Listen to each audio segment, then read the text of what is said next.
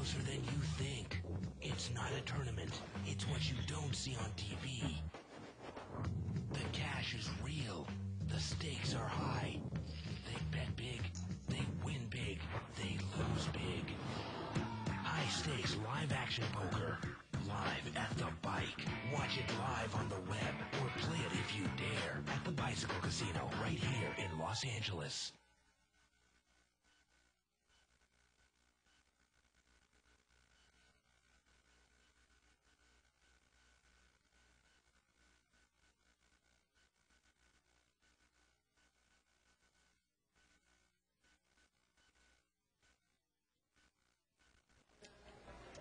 Hello, everyone, and welcome to another episode of Live at the Bike, brought to you by the Bicycle Casino in Los Angeles, California, the first and only webcast of real action cash game poker. My name's Bart Hansen. I'm here with Dave Tuckman. Tonight's Thursday. This is kind of our little variable night. We've been doing 10-20 pot limit the last few weeks. Tonight we're actually going to do an old friend, David and I's kind of bread and butter game here. 5-10 no limit, $500 min buy-in.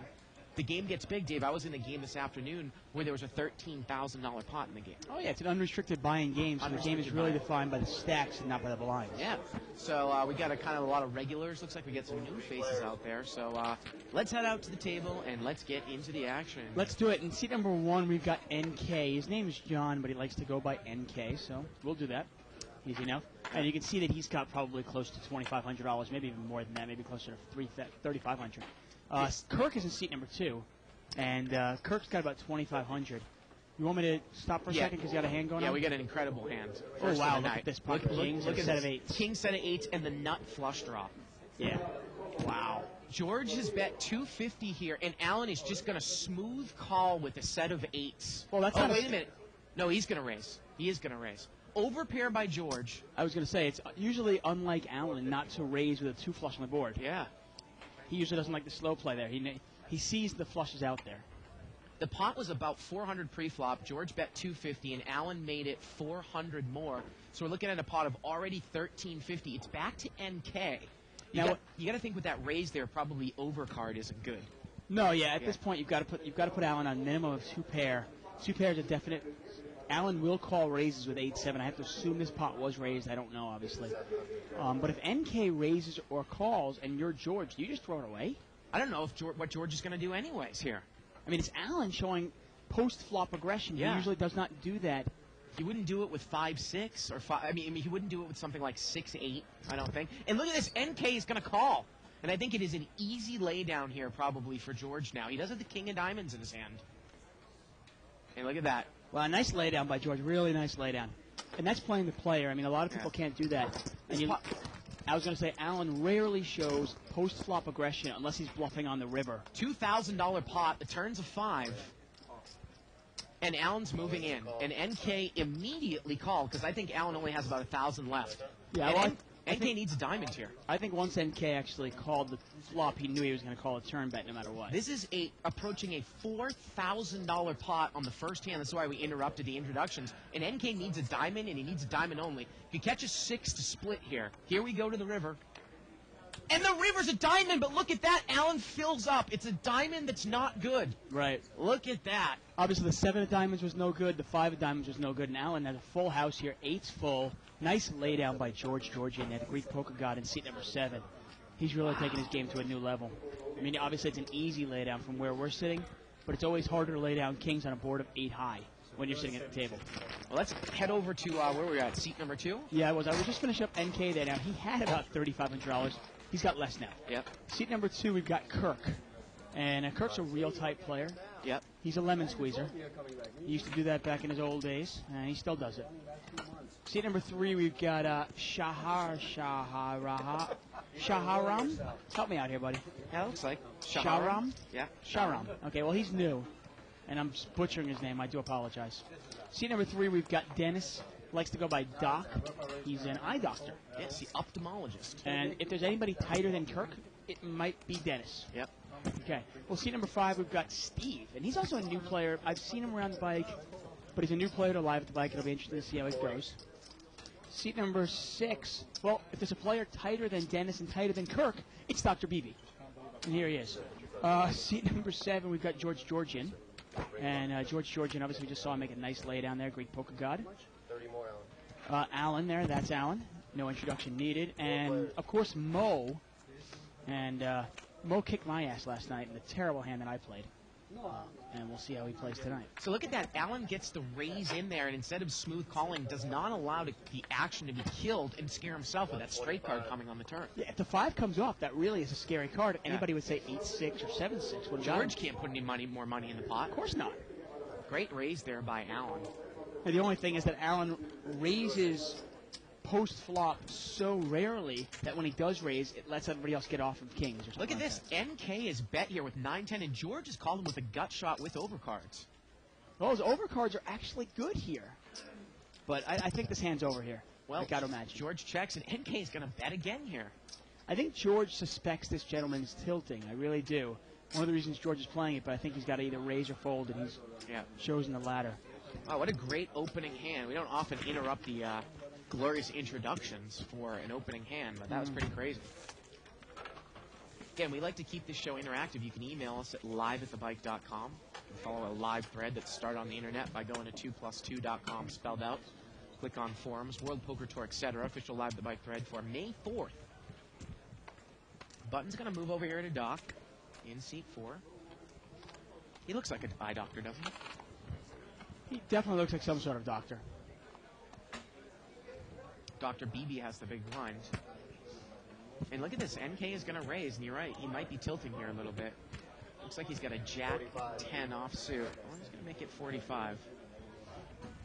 Well, it always sucks when you make your flush and it's still no good. You're sitting there rooting for a diamond. Come on, diamond. Come on, diamond. Come on, diamond. And the diamond comes and you're still no good. Shauram there is called with pocket sixes.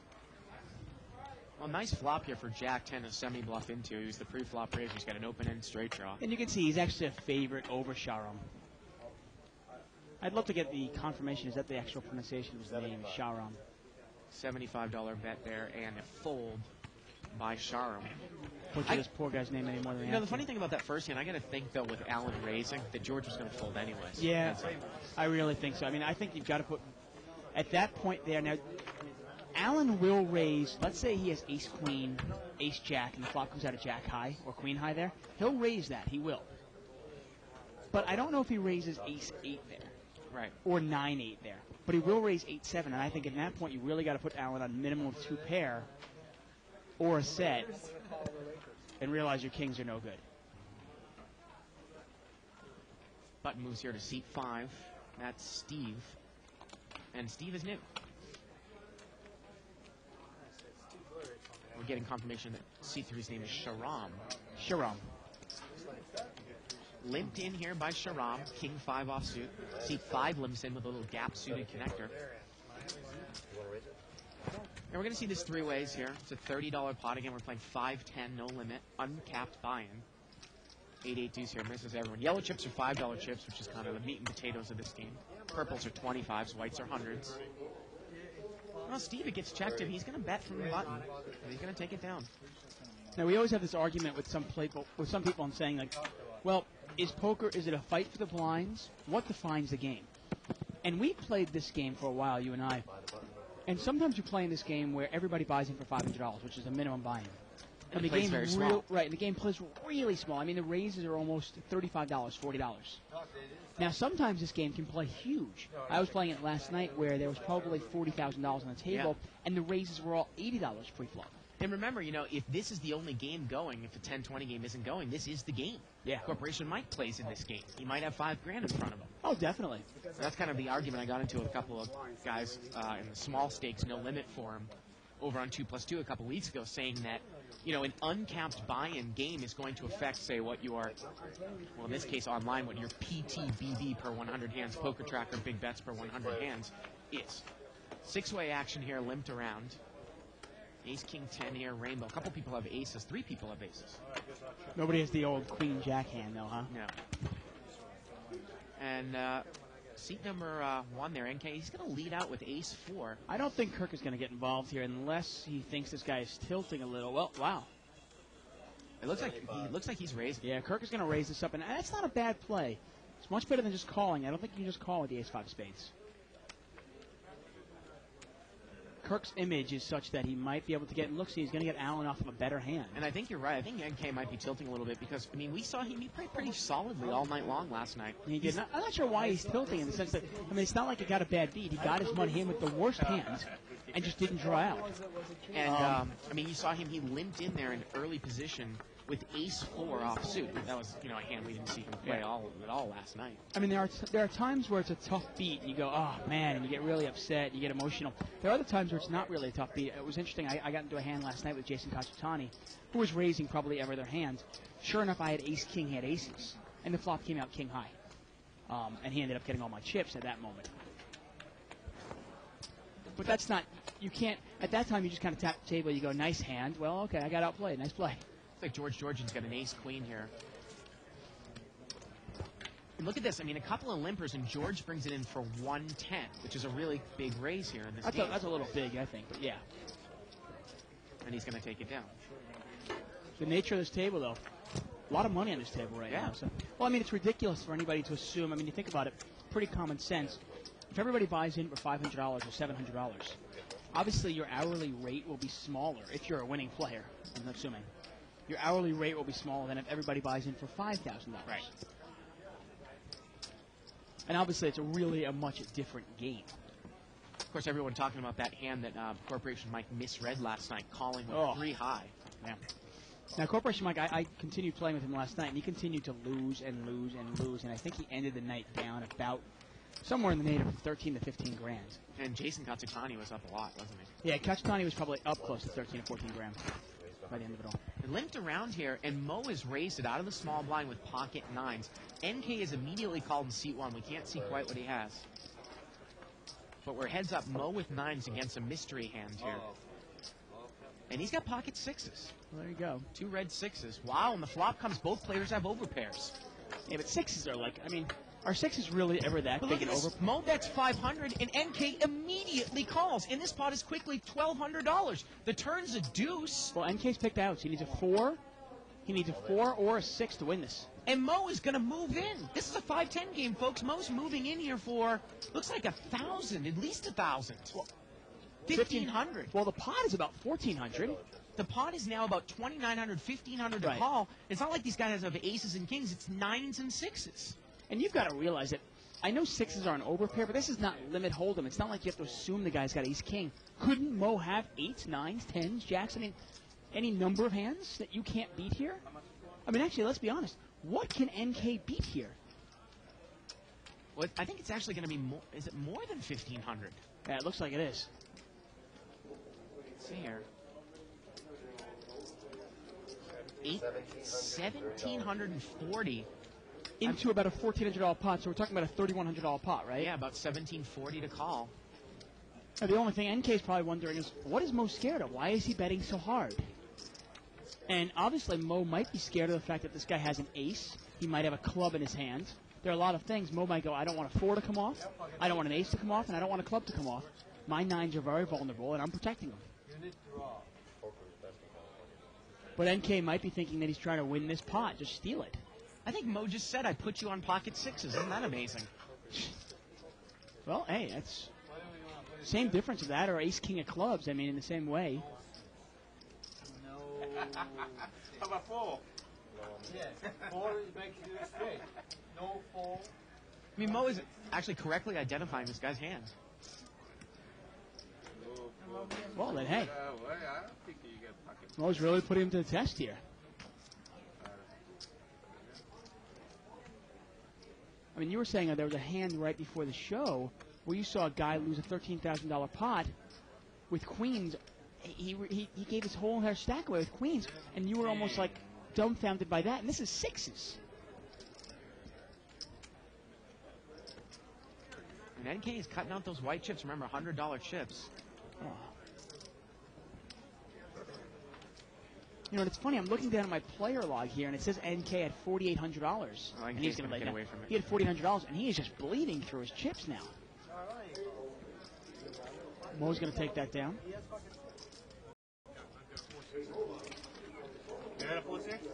Oh, you got it.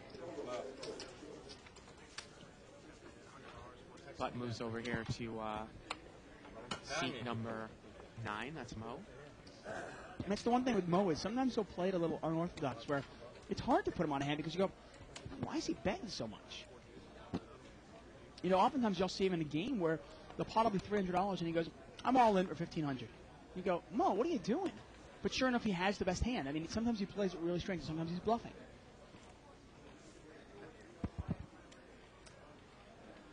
George is limping in with the ace-3 of diamonds. 4 players. And we're going to say this 4 ways. Pot is $20. Queen Jack 7 here with a couple diamonds. Check around. And it's going to get checked around. Turn is a 10. Wow, and Kirk has made a straight. Yeah, he's going to bet out here with King 9. Now, in an unraised pot, I think he's pretty confident that his King 9 is good. Obviously, in a raised pot, King 9 is somewhat of a sucker hand because Someone has obviously, ace king and you have a higher straight. You're dead.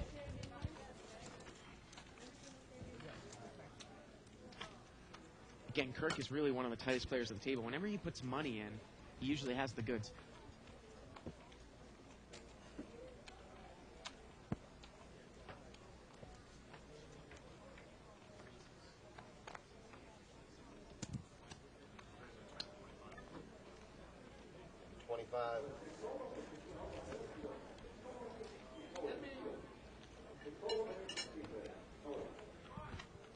Well, we got a raise here, looks like by seat 5 with pocket 5s.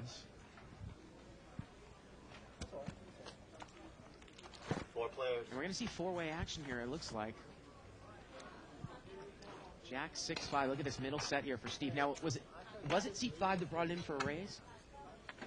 It was, yes. Yeah, Steve did bring it in for a raise.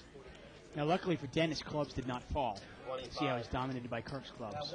And Steve is going to make a continuation bet. He's going to bet 25 here. And look at this. Kirk thinks he's weak, and Kirk is going to check raise him. You know, it's funny. I was wondering if Kirk would play it a little looser in this game. Now, Kirk does play the big game sometimes. Yeah. This game is a little bit small for him, and you wonder if he might loosen it up a little. And just a call here. Just a call from Steve. Why not? And the turn's at 10, and now Kirk picks up the nut flush draw. Now, unfortunately for Kirk, though, there aren't that many clubs left. We saw Dennis throw away the king and queen of clubs. Yeah.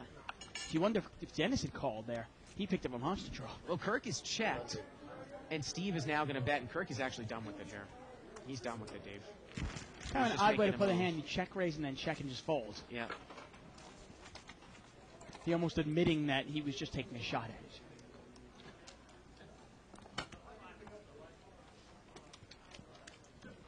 Putt moves over here to seat number 2.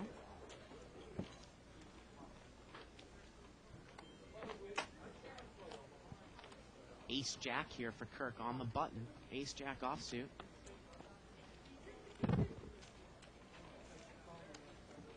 Limped around here, it looks like. Again, you can email us at live@thebike.com. Questions, comments, suggestions. Get a raise here for Kirk here. He's got ace-jack offsuit on the button. 70. And he's going to make it 70. You know, I usually kind of have my standard raise here 60, 65, 70, depending on the size of the game. And is George going to call out of position with 7-8? That's really surprising against a player like Kirk. And Allen's going to call overcall with 5s. Don't mind that at all. Oh, no, not at all. Especially now that Allen's got chips. Remember, he doubled up early. 3-way action here. 10-9-4. Now, will Kirk make the continuation bet? Well, George is open-ended. He's Yeah. got the ass end of it. And But there he hits it. there you go. Now, it is a third spade out there. And he's going to bet 200 here. Now, he can't lose the pot. But it's hard for him to know that. Kirk does not have a high spade, and he is going to be done with it. Take it down, George. Yep. I always wonder sometimes when Kirk, raises there in late position, will he follow through with that bet against 2 players? Again, yellow chips are $5 chips, whites are 100s, purples are 25s.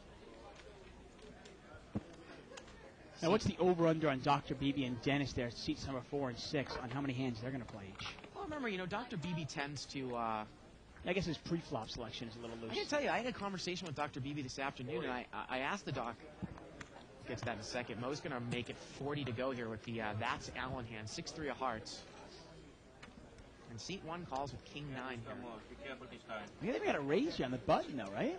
No, I think I'm he's sorry. just made the call He as did, well. okay. I thought he re-raised. Ace 8 offsuit. So three-way action here. Mo the pre-flop raiser. Well, 10-8-5 here. It's missed everybody. Well, Sharam's got second pair. And Mo's going to bet here. He's going to bet 75. And Sharam is going to make a quick call here. It's not really a draw-heavy board. He probably has a piece of it. And I guess he could have 6-7 or Jack 9, but Turns a 4. Now Mo has an open-ended straight flush draw. And he could really drive forward big here. Maybe get a 10 out with his hand now. well, and in this case, I mean, Sharam's only got an 8. Yeah. What a turn card for Mo. Yeah. And there he is.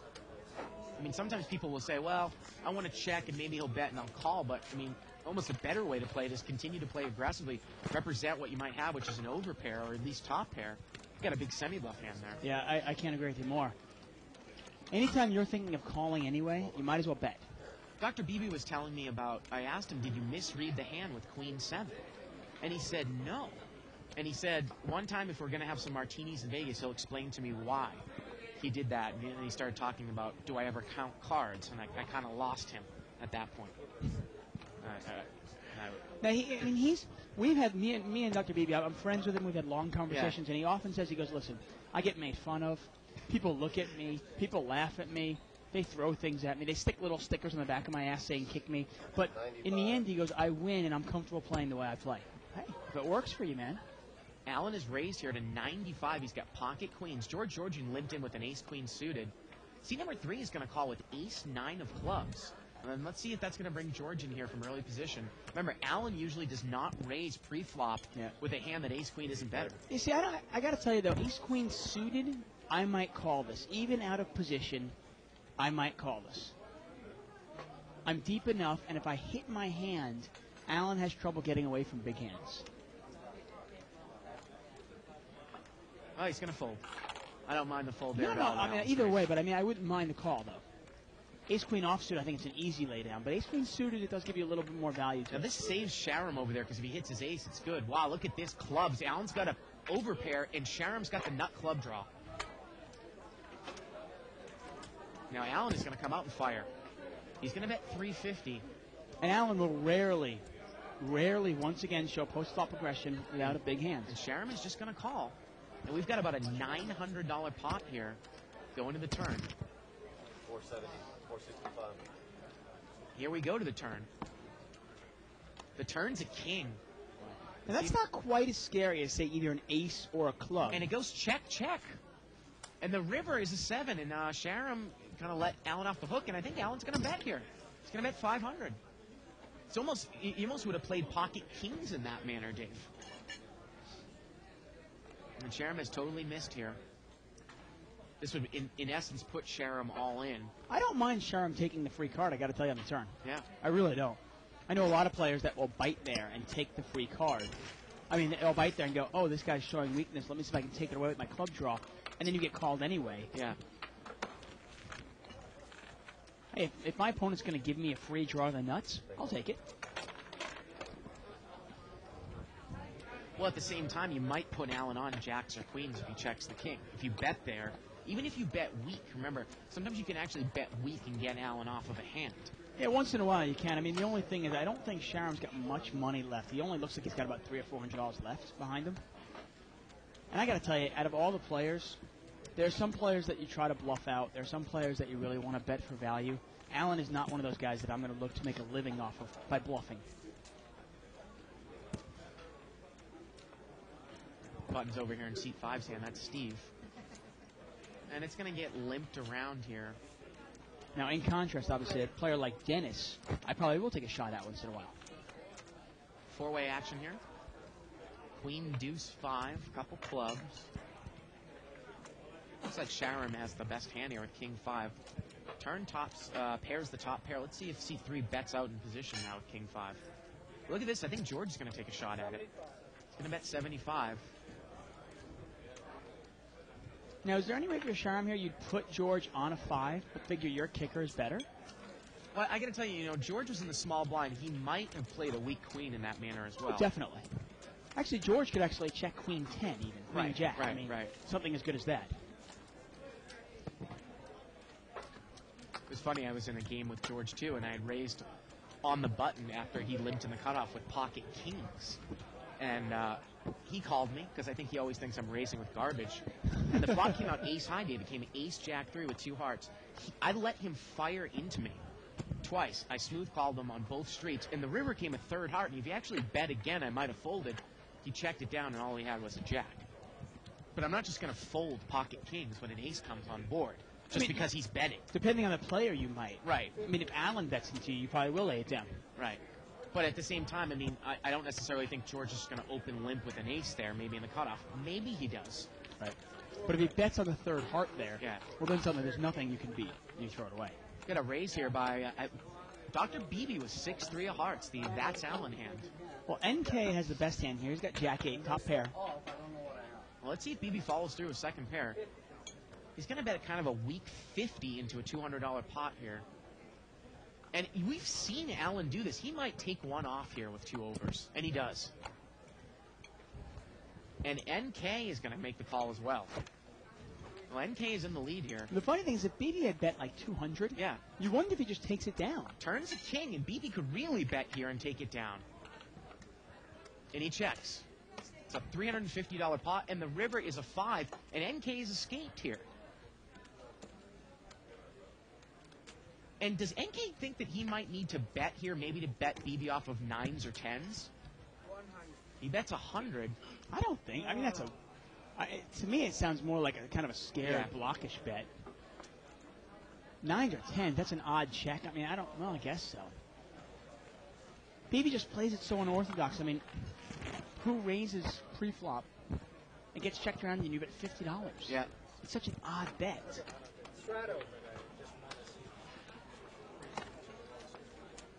NK is going to straddle this, so now it's $20 to call.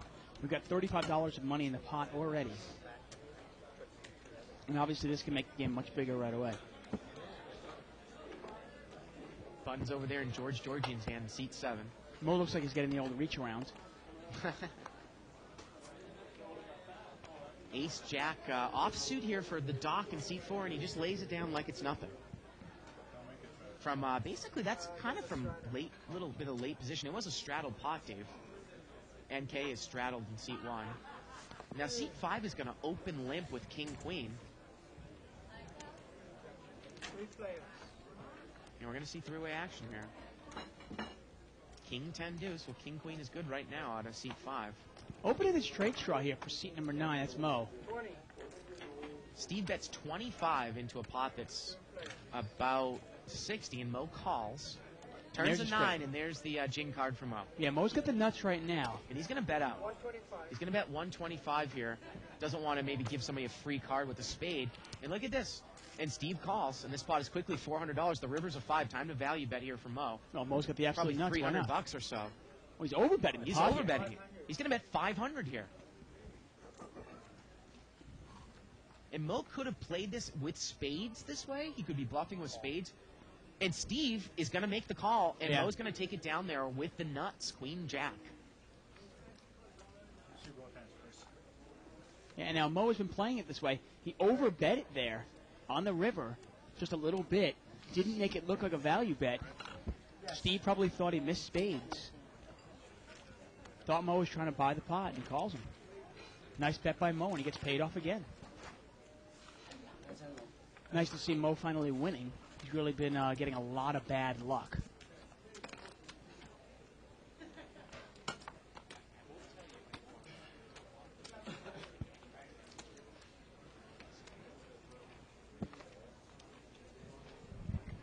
Button's going to move over here to seat 8.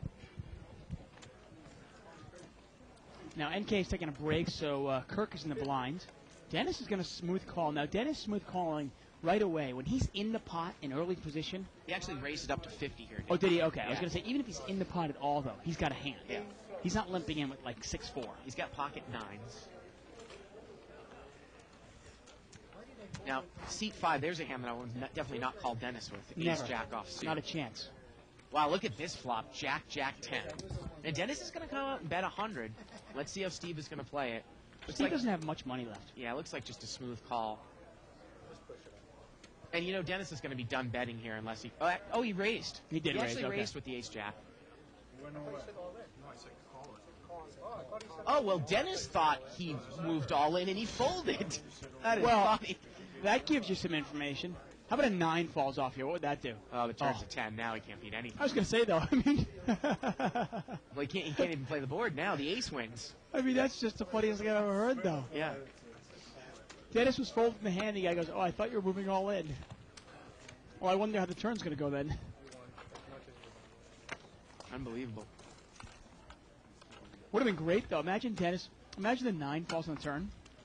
And Dennis, like, you know, I mean, he basically gave up on the pot. So he checks it to the guy. The guy bets a little bit. And then Dennis moves all in.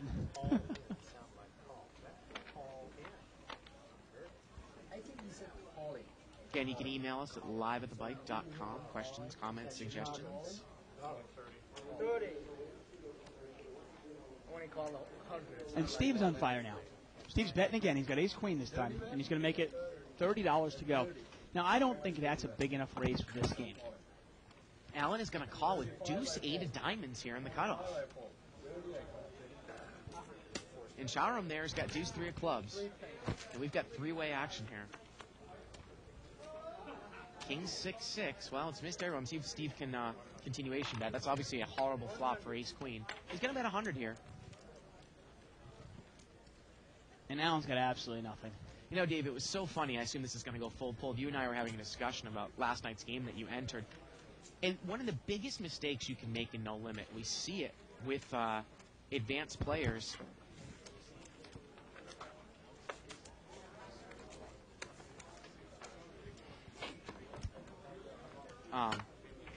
You're saying biggest mistake? Yeah, the biggest mistake. I mean, these guys are like $3,000, $4,000, $5,000 deep. And, you know, they're bringing it in for a raise with aces or kings to 40. And you're telling me you're calling with pretty much any 2 cards. Well, because they're going to go broke. It depends on the player, obviously. Now, Yeah, Georgian, even if he made it $40 with aces, I'm not going to call him with any 2 cards because I know he can get away from a big hand. Even if I hit a set, I'm not going to double through George. George will get away from the hands. But a player like Allen, for say, if he has pocket aces and he doesn't make the raise large enough and he has a lot of money and I have him covered, I will call him with almost any 2 cards, knowing I will break him. Interesting. Georgian's raised here with 10s, and the Doc has made a smooth call with queens in seat 4. Well, is the Doc going to scare himself now because there's a king on the board and George is going to put a continuation? King 9-6 here. And this does put the Doc in a tough spot here. Now, this is not a draw-heavy board at all. I mean, somebody could have 7-8. Well, he's going to make the check call and maybe see if George might take a card here on the turn. And then he would know he's probably good. Turns an 8. Well, George has got a straight draw now, and he might take a card. He does. He could catch a 10 or 7 here. And the river's a queen. And How about Dennis, a queen? What does a queen do? Dennis makes a set of queens.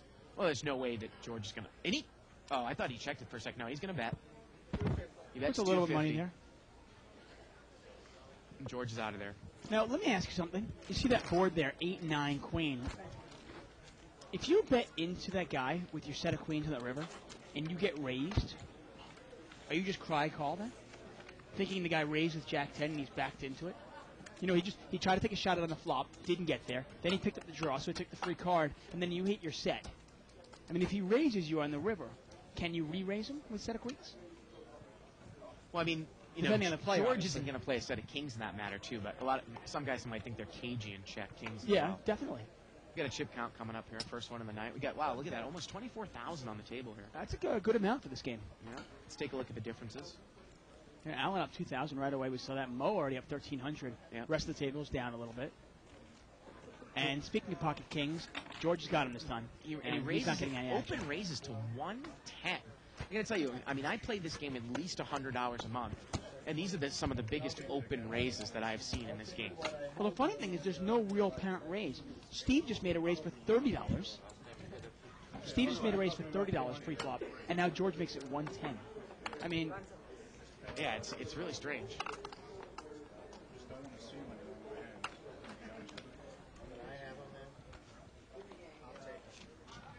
Button moves over here to seat 4. Now, Doc has got 3-5 of clubs here on the button, and that's going to be good enough for a limp here.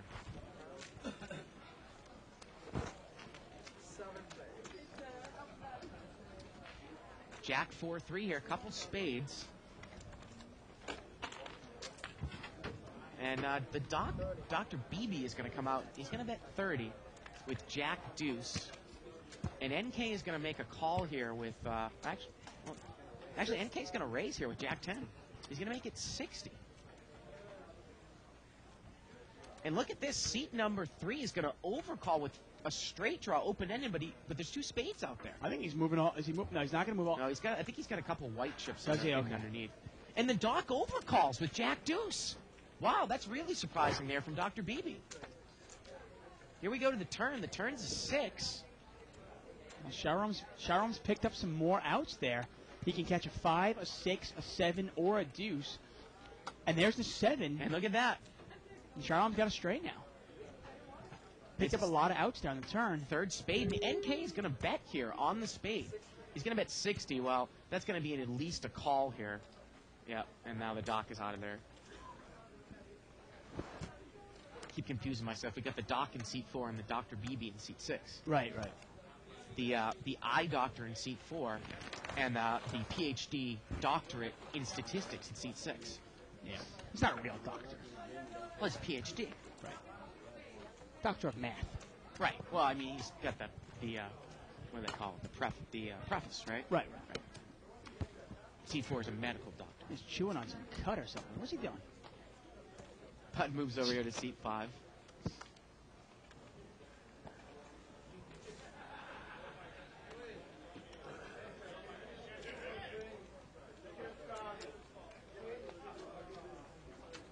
And seat number 5's got 9-7 offsuit. He's going to make it 30. Dr. Beebe's going to call. He's got ace-jack offsuit. And George Georgian's going to call here with 10 deuce offsuit. Well, any 2. King 9-4. Well, Steve's got the best hand here. Let's see if he continues through. Dr. Beebe's going to come out. He's going to bet 75. Kind of a new aggressive Dr. Beebe. He told me he's going to give me the thumbs up tonight whenever he makes a play that makes no sense.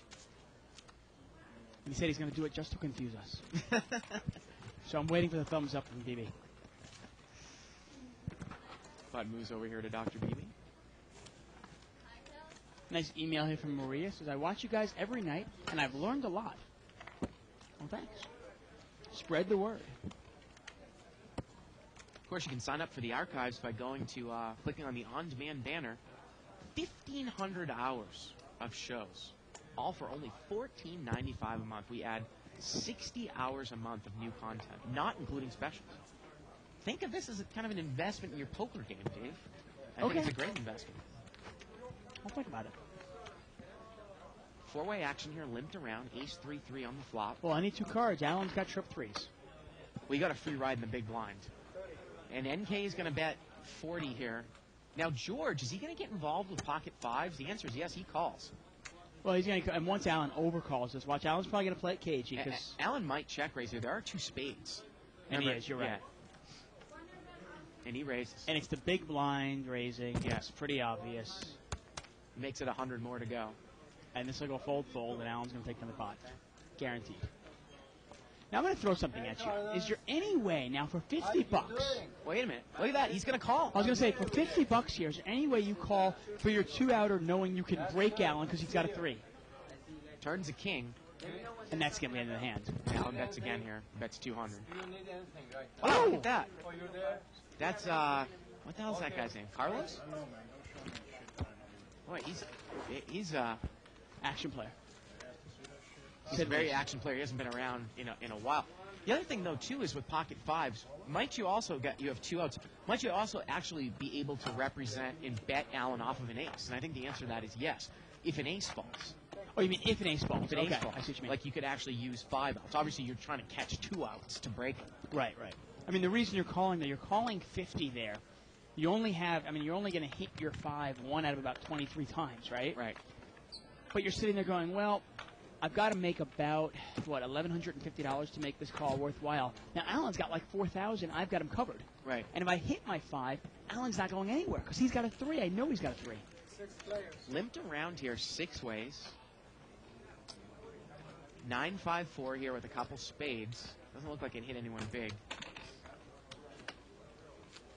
And it gets checked around. Turns a 3. looks like, does Allen have the best hand here with a 5?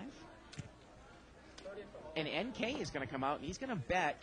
He's actually double gutted to the deuce. Well, I guess the deuce would give him a 6-high straight. He's got an open-ended straight draw with the 6. And Allen calls him with deuce 5. Well, the 7 as well. And the river is a deuce. And he makes the straight. NK makes the straight, and Allen makes 2 pair. And it's a third heart, and Allen bets. He's going to throw a little blocker bet, and NK cannot raise here, I guess, with 3 hearts.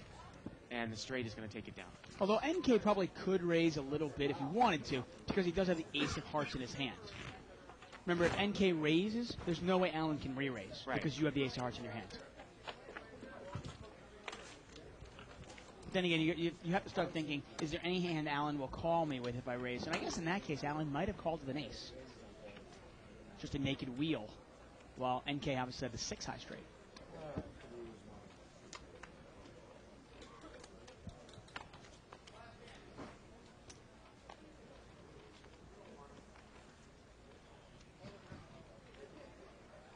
Button moves over here to seat 8, Allen. Once again, we're live at the bike, folks. I'm David Tuckman here with Bart Hansen. You're watching No Limit Hold'em. Blinds are 5 and 10. And this is an unrestricted buy-in game. George Georgian is raised here to 60. Sealed 7-6 offsuit. And C3 is called here with ace-3 of hearts out of position, and he's not that deep. And this is a hand where you'd have to have extreme implied odds out of position. Well, he catches the ace, but, I mean, if George bets here, how does he even know if he's good? George is going to continuation bet. The problem is, we're already pointing this out, there's really no implied odds against George. Because even if George had, I'm going to throw this at you, even if George had a big ace, and the flop comes out, let's say George has got ace-king. Well, ace-3 just folds. Well, there you go. Yeah. But let's say George has got ace-king, and the flop comes out ace-jack-3. And he bets and you raise, and then you follow through the big bet. He's going to throw ace-king away. Yeah. He's a good enough player to get away from that hand. Button moves over here to seat 9. That's Mo. It's kind of funny. There's always a double-edged sword in the sense that if you show that you're a good enough player to get away from hands, well, then people might start taking shots at you and try to start bluffing you out. But at the same time, they won't try to, like, kind of break you with small pocket pairs and small connectors. Little $25 raise here by seat 5 with king, queen. And Mo is going to re-raise with ace, deuce of hearts. Now, you think he's trying to isolate. Now, this is a strange flip, but he's trying to isolate Steve, specifically Steve here.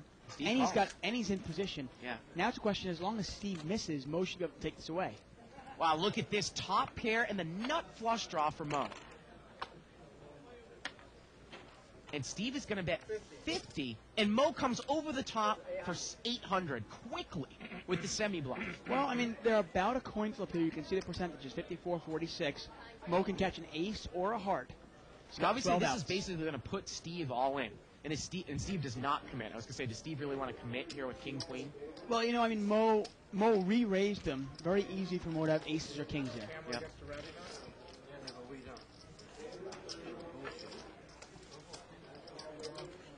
Again, you can email us at liveatthebike.com. Questions, comments, suggestions. Always appreciated. You can head over to Card Sharks, www.card-sharks.com. Check out some Live at the Bike apparel brought to you by our good friends at Card Sharks. And again, that is with an X. You can also click on the tab on the left-hand side of the screen here at liveatthebike.com. Direct link there to the store. Limped around here, and the button is going to raise with Jack 10. He's going to make it 40. I got to get myself an unbelievable Live at the Bike t-shirt. Seat 3 is going to call with King 3 offsuit. Seat 5 calls with Queen Jack, and that's going to bring Mo in. So it's a $160 pot here, 4 ways. Queen 4-7. Well, Steve's got top pair. Steve seems to hit top pair almost every single time he's in the pot. He's going to bet 100. And he's pretty straightforward about it. I mean, he hits it, he bets it. He doesn't hit it, he checks it. Now, Mo's got second pair here. And he's not going to get involved. Well, you got to look at that board there. And when Steve bets into that board, he's probably got a queen. I mean, you wouldn't imagine he's betting a draw. I mean, I guess he could be betting 5-6, but that's really the only draw he has. He could have. Button moves over here to Kirk in seat number 2.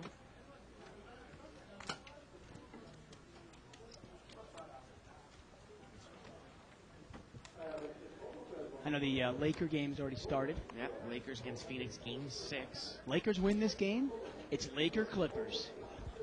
And this city will be turned upside down. I'm already decided. I know you're pro Lakers. I figure we got to get ourselves a Laker and a Clipper hat. We've got Frankie Muniz on one side and Jack Nicholson on the other side. There you go. And how do you battle against that? Ace 8 9 here with a couple of clubs. Well, Steve is Did you open-ended actually here. just compare Frankie to Jack? Well, those are the two celebrities. They're kind of like the flagship of those Doesn't it teams. say so much about the two teams? Man, one's got Jack and one's got Frankie. Seat number 1 here, NK is going to bet 30. He doesn't have anything. It looks like Steve is going to check call here with the open-end straight draw with 2 clubs. Turns an ace. And that's how a lot of players play the game. I mean, most inexperienced, I don't want to say Steve's inexperienced, but most newer players, recreational players, play it like that. They hit top pair, they bet. They hit a draw, they check and call. And NK is going to continue to bet. He's going to bet 70 here. And now at the board pairing, another ace out there, 2 clubs out there. Does Steve really want to get involved? If NK was betting his ace, well, now he's got trip aces. And how do you know he doesn't have, say, either ace-queen or even ace-7? Well, he's going to call. Wow. And I got to say, if this goes miss-miss, NK's probably going to bluff him out. Or Steve might bluff on the river. We'll see. Be interesting to see how he plays it. I mean, if Steve puts any money on the spot, if he misses or if he's good. Look, it's the 3rd club on the river. Well, Does let's see. Steve represent clubs? Well, if you're NK, you got to think this guy was calling you with something the whole way. Oh, this is going to go bet-fold here. It's a nice. And Steve's going to bet 150, and NK quickly folds. Hey, There nice you go. play by Steve. If Steve really figured, okay, this guy's probably got an ace, but I can use a queen or a 7, and I have the winner, and I can use a club to represent, hey. If anybody was kind of astutely watching the table, you saw how quickly NK folded. I don't think he had an ace. I mean, he Right. immediately folded. Exactly. Immediately. You'd almost put him more on, you almost think he had Jack 10. Right. Button moves over here to seat number 3. It's funny, I had an interesting hand with Hollywood Russ last night. Where I got to tell you, I've got to find out if this guy's got a tell on me or something.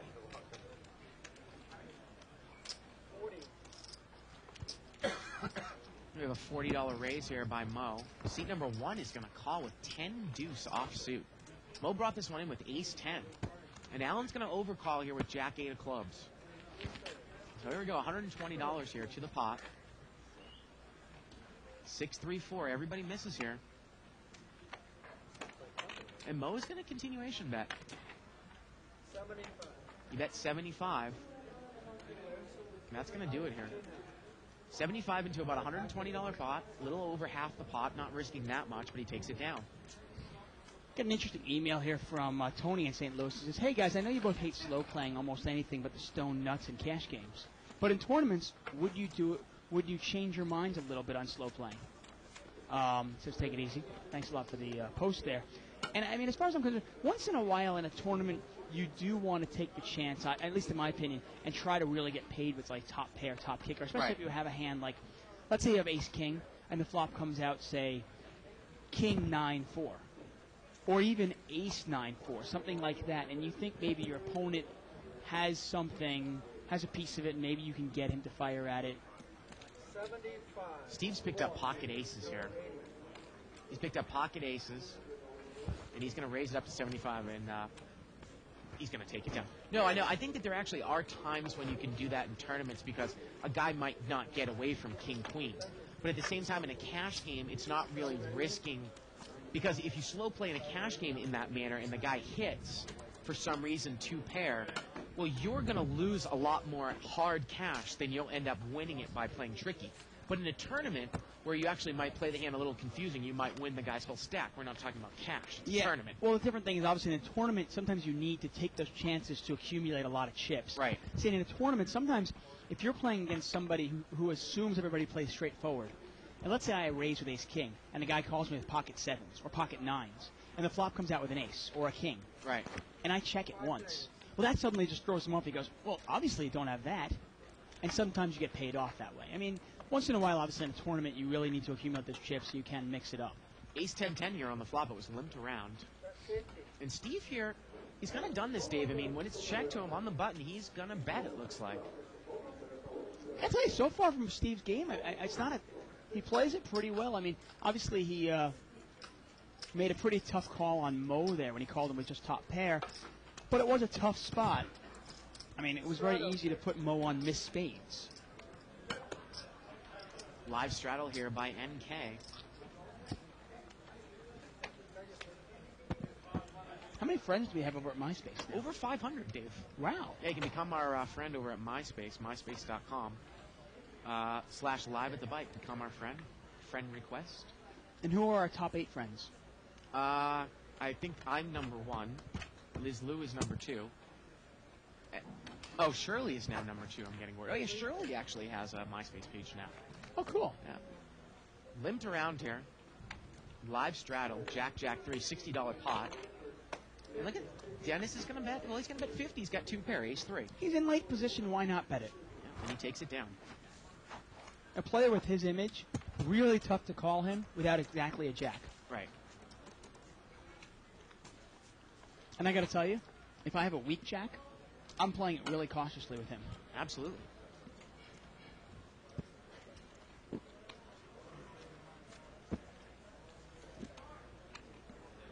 Button moves over to seat number 7. That's George. Alan's taking a break.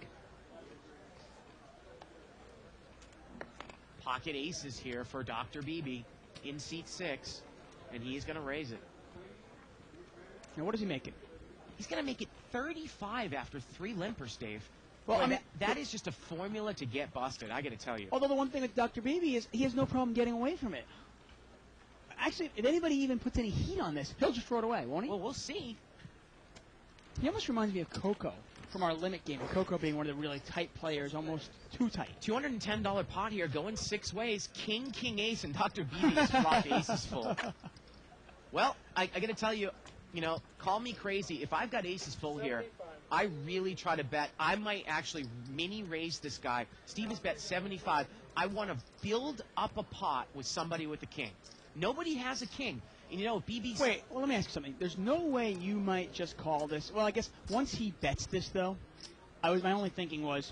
I make it 150 or 175 here. Right away? I'm going to get called by a king, Dave. Okay. Is anybody going to fold a king? No, of course not. No question. But if somebody doesn't have a king, how are you going to get money at all? Well, there's no more money that's going to be made here. I can't necessarily put somebody on an ace. The turn's a deuce. No, of course not. Steve checks. Look at Steve's hand. Dr. Beebe would probably check this. I would bet it as well. I mean, I guess I see what you're saying. My thinking was, what happens if Steve... checks. And Steve could actually catch up with it. Oh, no! Steve makes a wheel at the end. This Well, is he didn't catch unbelievable. up. He caught up and was going to lose. And he's going to bet 200. Oh, my God. What a cold deck. And Steve just... Oh. And again, the cards laugh at our commentary because we are made fools of. Well, I was gonna play a little devil's advocate with you on a second. Once in a while, if I have aces full here, okay, now this is a little different. I'm gonna get action from a king anyway, right? I can build it up on the turn, but if there's any chance somebody's got, say, Queen 10, Queen Jack, Jack 10, I can get lucky and maybe a Broadway card comes up and gives them a straight. BB's gonna mini raise to 400 here, and obviously, I mean, Steve can only call, I'm sure. Gee, you wonder if any. Oh my God! Is he going to push all in? Are you kidding me? How do you not put BB on ace? How do you ace not put him on ace king or aces full here? We might not put him on aces full, but ace king's a definite possibility. Oh, man. Thank you for the gift. And I guess that's why BB plays it this way. He makes money anyway. I mean, that has got. I got to tell you though. I mean, BB. You know what? Look at BB. Nice doing business with you. He can be proud to do that, but I mean, the other thing though too is that if that guy had a king. Okay, you smooth call him a flop. Let's say you bet in with king, queen. You're going to check the turn and not build yourself a pot. Now, in this case, the stacks aren't that deep. But if I'm really deep, if I check the turn, that's one extra street I've not built a pot up for a bigger bet on the river, right? I agree with you to a point. I guess my only thinking was, and I'll just throw this at you, is if the guy has got a king, I can build it up at almost any point. I don't need to build it up right away. Now, if the guy is bluffing, like in this case, I immediately let him off the hook by raising. Okay? And if by chance some guy has got Jack 10 or Queen, some sort of Broadway connection, and they get unlucky enough to hit their Broadway straight, well, suddenly they've got huge reverse implied odds. I have implied odds. No, I understand what you're saying. I'm just saying, like, I usually go with the theory of you try to get as much money out of people with the king there as possible. Oh, not even a question. But I guess my thinking was, the guy bets into me, okay? If I just smooth call there, now the guy checks to me. Sometimes you might go, God, this guy doesn't have a king. He's got nothing. He's got like pocket sixes, okay? I'm not going to get paid off at all here. Look at this. Kirk raised it out of the blind with jacks, and NK here flop trick queens. He checked it, and Kirk checked right behind him, and NK's checked it again. And Kirk is now going to bet. NK slow played 2 streets here. This is the night of the slow play. I guess this guy just gave to you and I don't know. $200 bet here by Kirk with jacks. I mean, to me, there are times to slow play, there are times not to slow play. Obviously, you and I are not advocates for it, but once in a while, it is called for. And a little min raise here by NK, and Kirk is quickly out of there. Yeah. Now, in that case, if you bet right into Kirk, you might actually get more action. Kirk putting you on a 10, specifically. But again, I just always think it's funny that BB played it in such a way that actually the miracle card came for the guy. But no one should lose their stack there with 4 or 5 when you make your straight at the end. Right. But when the guy smooth calls your flop, then checks the turn and raises you on the river with ace, king, king on the flop. Are you kidding me? Now, the only thing is, in that case, in that specific case, Steve only had about $900, okay, $700. Yeah. Now, I just want to throw something at you. If Steve has a king and he bets into you, you call. Now the turn comes out and he checks it to you. He's checking a king, let's say. Right. And he plays it tricky. Now Dr. BB checks it as well. Well, you know the river, if the guy has a king, he's going to bet into you. Right. And you can raise and get all the that's why I said with the stack sizes here, it's a little bit. Right. But when we usually talk about we're playing deeper stacked games. Well, if it's Georgian versus Dr. BB, it's much different. If both those guys were 5,000 behind Dave and DB left money on the table from a king that he could have gotten, like we saw with Hollywood Russ with jacks against ace-4 a couple weeks ago, it's horrible. Then it's awful, right. NK is going to bet here with ace-queen. He's going to bet 25, and Kirk is going to call him. He's open-ended here. Turns a 7. Kirk picks up a pair now. Well, Kirk can catch a jack, a 7, a king, or an 8. NK continues to bet 25, and Kirk calls again. And the river's a 5. Kirk checks. And NK checks right behind him. And ace-queen is good here. I got to tell you, I'm betting that the river there, too, with ace-queen. There's no way Kirk's got me beat with the 5 of clubs completed something for him. I mean, some people can say, well, if he had a jack, he's not going to pay me off. If he had, say, spades, he's not going to pay me off. Well, couldn't he if he had queen jack?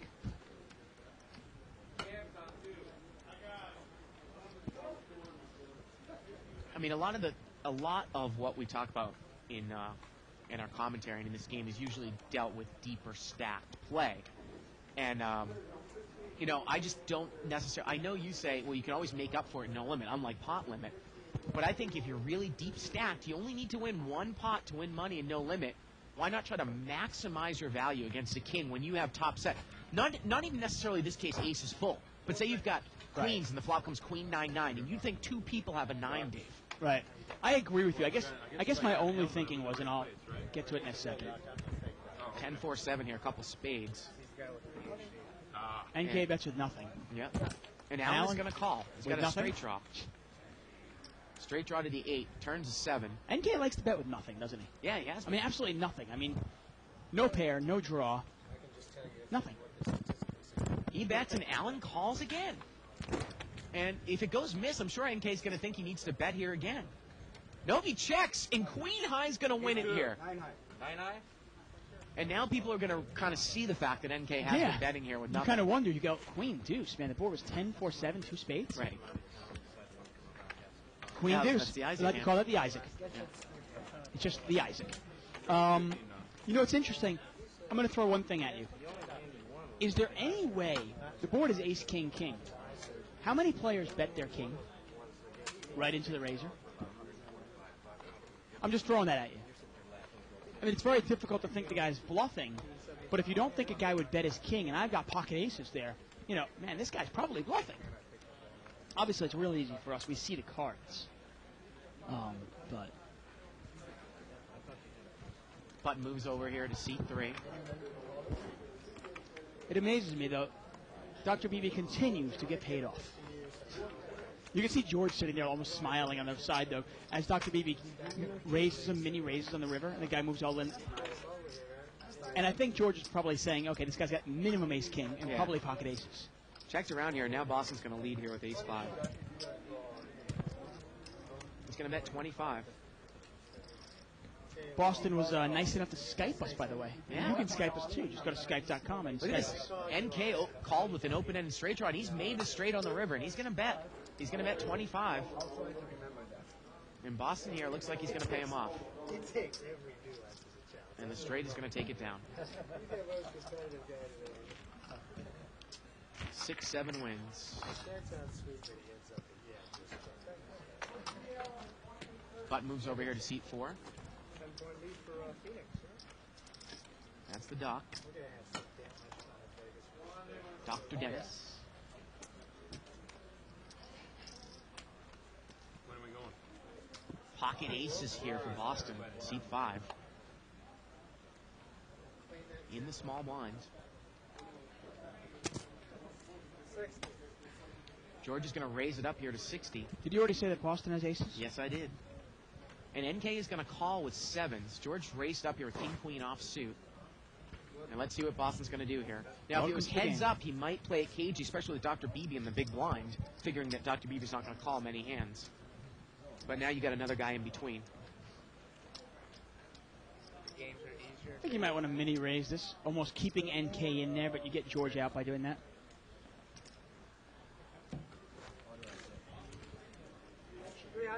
Well, that's a little bit more than a mini raise, huh? He's going to make it 300 more.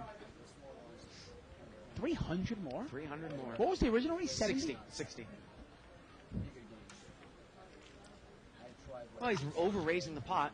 I really like Boston's game, I do. And some people can say to me, they go, well, you're raising it that much because that way you only get called by a monster. You get called by kings and queens, maybe. Maybe you get called by ace-king, a guy who doesn't know any better.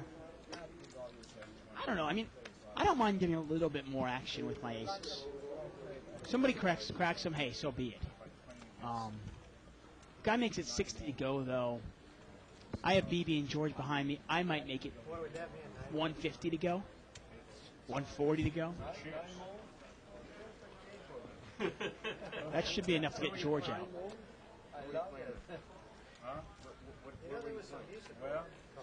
Limped around here. It's like 3 ways.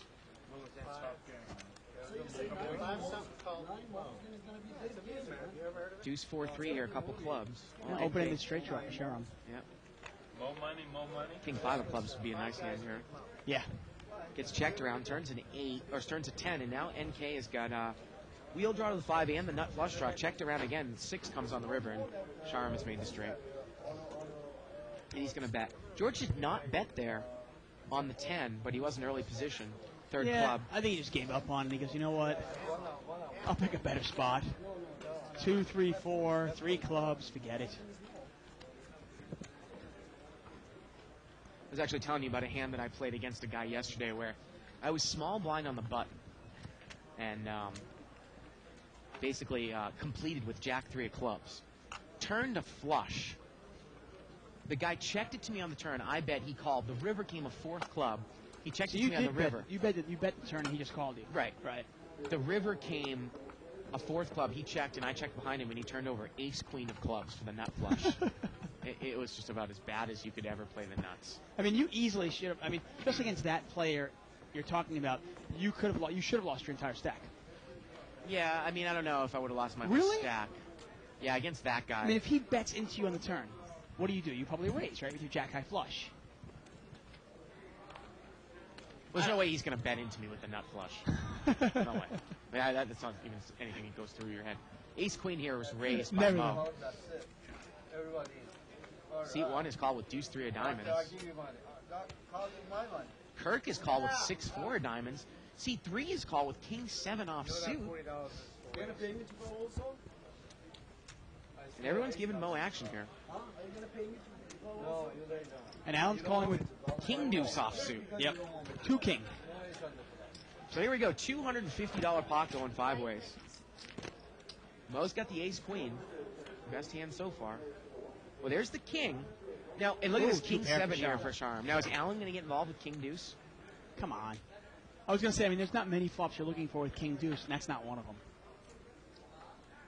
And Mo does not bet. I mean, he knows. I mean, it's just Into he's that gonna- many players? $200 bet here by Sharam. It's also a question of not only are you not betting into that flop, the problem is if you do bet into that flop and you get called, you're not sure if you're getting called by a king, by a straight draw, or a flush draw. And Alan shows George the king. Like it was a big hit. yeah. Look at this monster I'm laying down. Can we get a shot of George over there? He's just. That must be I so just think amused. it's so funny. Well, sometimes he's just got a real bitter look on his face. Yeah. You know, he actually he got into like a drag down fight with Corporation Mike the other day. Did he really? And they're good buddies. Yeah, they're friends, right? But Corporation Mike and Hav and George are hanging out, and George gets a little emotional. We've seen him on the table actually break Right. a chip. Right. And it was the funniest story I ever heard. I started peeing in my pants. It was so funny. Anyway, Was this off the table? no, it was at Mike's house or something. No, that's what I mean. Off Or- the table. yeah. NK is live straddled here. Yeah, I'll get to it in a second. That's Seat the raised here by Dr. Beebe. 60. He's got pocket queens in the cutoff. Couple of ladies. I don't think anybody's going to call this. Well, maybe NK does. Who knows? No, NK's going to call this with, we don't know his cards. Come on, NK. Put your, there you go, buddy. Let's get the old classic 10-5 offsuit. Yeah, 10-5 of clubs. Wow, suited. And he's flopped a flush draw here, and BB's got the overpair. It's a $130 pot. And BB's going to overbet. He's going to bet 200 here. Now, I think this is a clear-cut situation where this is dry flush draw, but NK's going to check raise him here. Well, this is the way to play it against Dr. Beebe. You don't, if you're going to play a hand like this, you've got to play it aggressive. Now, I wouldn't even And be in BB there. folds. And that's what I was going to say. Yeah. You don't want to hit your flush. And NK shows the Right. semi-bluff. You don't want to call, then hit your flush, because you won't get paid. You'd much rather use a semi-bluff and try to get him off of a better hand. And BB has no problem throwing away queens. He goes, whatever, it's one pair. Right. Bye-bye. Anyway, so I think George was, like, programming his phone or something, and he was trying to, like, put those little digits in. And Mike, who, he's like a big kid, he kept, like, knocking the phone out of George's hands. And George was like, hey, Mike, can you stop it? And then that was one time, and then he did it again and again. And what Hav told me was about 10 times later, George threw the phone at him and literally, like, jumped on Mike, tried to beat the crap out of him. Now, George isn't a small guy, Yeah. but compared to Mike, Well, George was a soccer player in Greece. He's an athlete. who cares, though? Mike's like 6'2", 230. Supposedly George says he tips 185. He doesn't look like it, though. Okay, fine. So Mike's still got 55 pounds on him. Or 45 pounds on him, sorry. 7-way action here. Ace 6-4. Ace queen here for Kirk. He did not raise. He's got the best hand in C2, and he checked it. Ace 6-4 on the flop, and he checked it. Well, and you know what? Allen's double-gutted. And the turn's a 9. No, he's not. I'm sorry. Thought he was double-gutted. Turns a 9, and Kirk is still good here, and now he bets out. Well, I guess that is a kind of a safe card, but I mean, if the turn is an 8 or if it's a 5, does Kirk put money in there? He It's probably limped puts around 7 ways. He probably puts a little money in to just see where he's at, but if he gets any heat, he's going to throw it away. I mean, I still think if Kirk gets any heat now, he throws it away.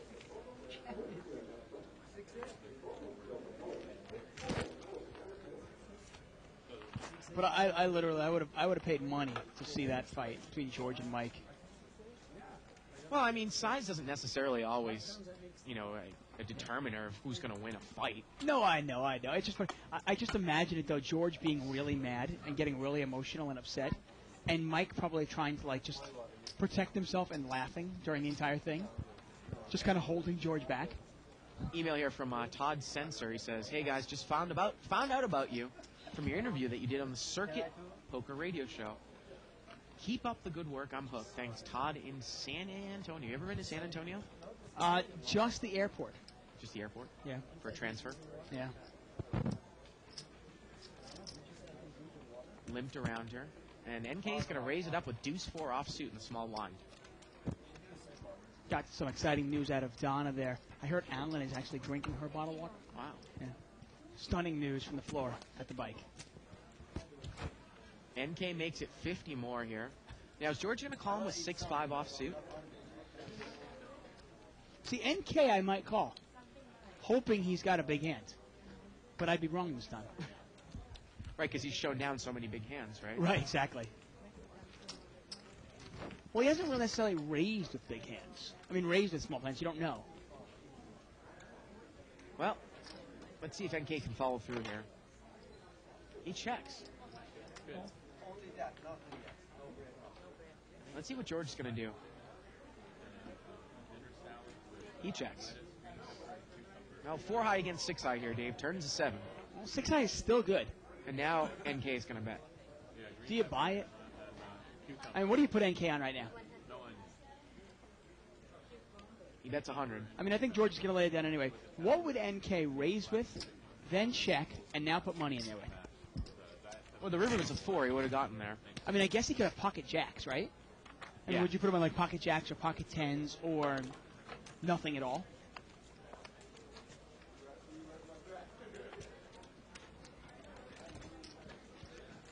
Once again, the no limit hold'em, you don't have to win all your pots. You can pick your spots.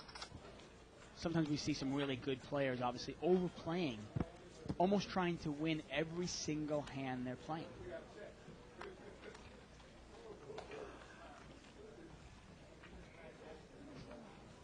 Button's moved over to seat number 1.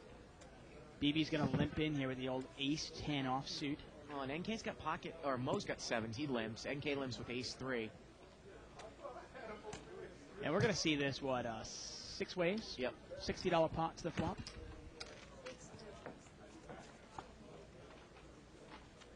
Nine-8 deuce here with a couple of hearts. I think seat number 3. Allen's got 7-8. That's... Oh, yeah, Sharm's got 9-4. He had a free ride in the big blind. And Allen's going to throw some money out here with second pair. He bets 50. And can you call this with 49? I mean, it's the San Francisco No, hand. he doesn't call. And I'm sure that BB's not going to call either. No. I mean, 9-4 has got to be one of the ugliest hands in poker. That one specifically, 9 of diamonds, 4 spades. That might even be one that you fold in the old Texas Hold'em table game. What the hell is that called again at the Bellagio? All right, World Poker Tour All In. Although, I don't think you do fold it because it's over 12. Really? Yeah. You might want to raise that one so you don't have to face it. No, I think it's an all-in. An All In? Yeah. I mean, that's I think it's an all-in. 9-4 offsuit is a really brutal hand. I think we got a... For what? Well, the button's going to move here to Kirk in seat 2. He's got ace-jack suited. Pocket 10s here for Allen in seat 8.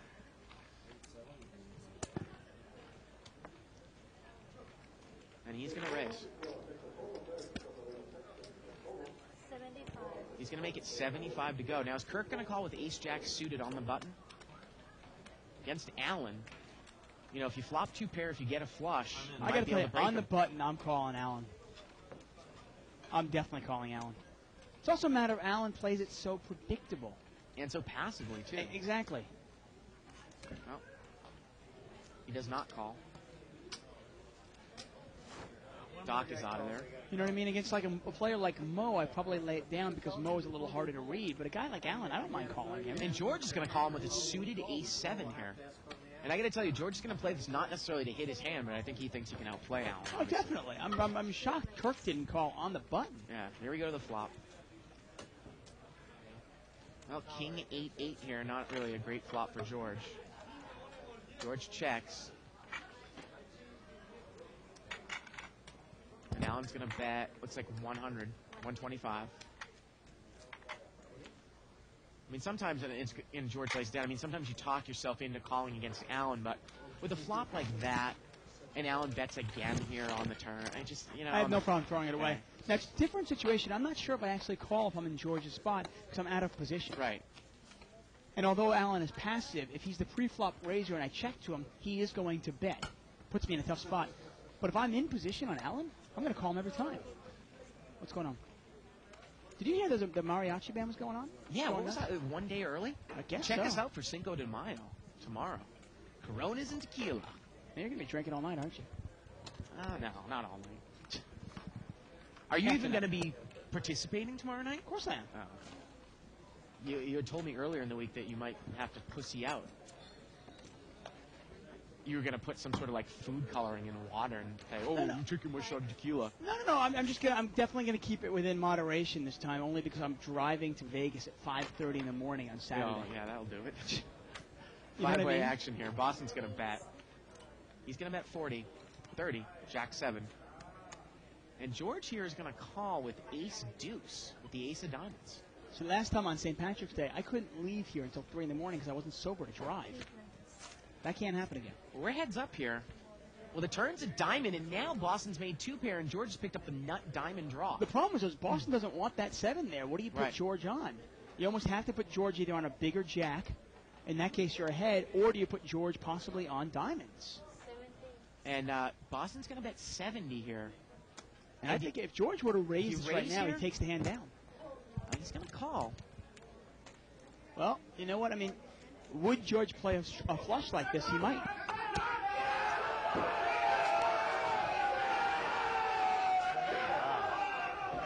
And Boston fills up here on the river. Yeah, and there's another jackpot. There's more of your money and my money going down the drain. You can see how excited Boston was about the whole thing. Boston's filled up here on the river.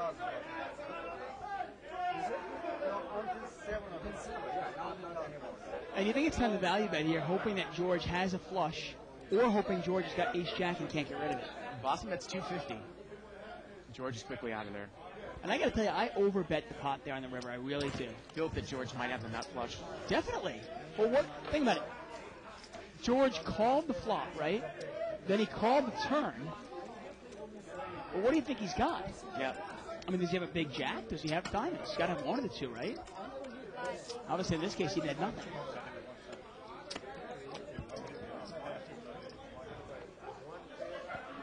So we might go with like little 3 flush flop and such tomorrow. Diamonds, clubs. Maybe we'll give you out of the four possible flushes, we'll give you 3 of them, and I'll get 1. Okay, we'll see. Fold it around here to the blinds.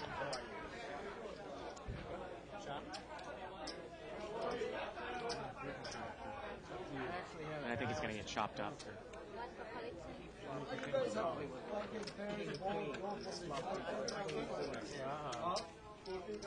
Email here from Sean Roberts. He says, hey, I have an idea for you guys that would make everyone happy.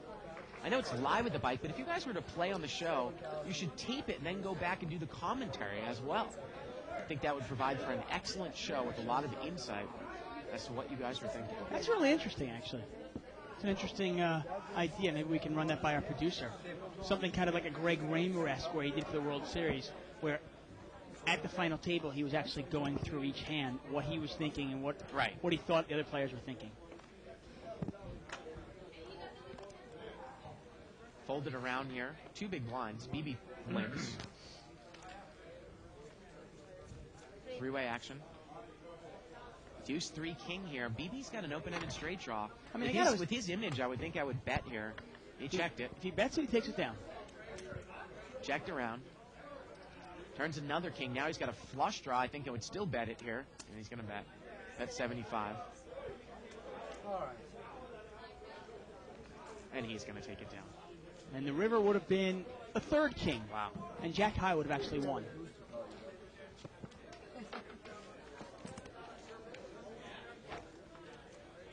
Got a jackpot over there in the $200 game, I think. I think the jackpot right now is about $20,000.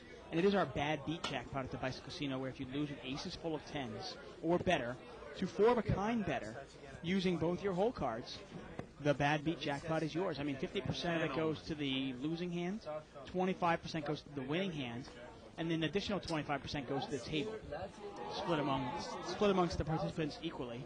And Bart and I have never won a jackpot, neither losing or winning, and we've only contributed, which is why we're bitter about it. Maybe one day we'll win one. That would be nice. At this point, I think I have to win 2 or 3 just to break even, though.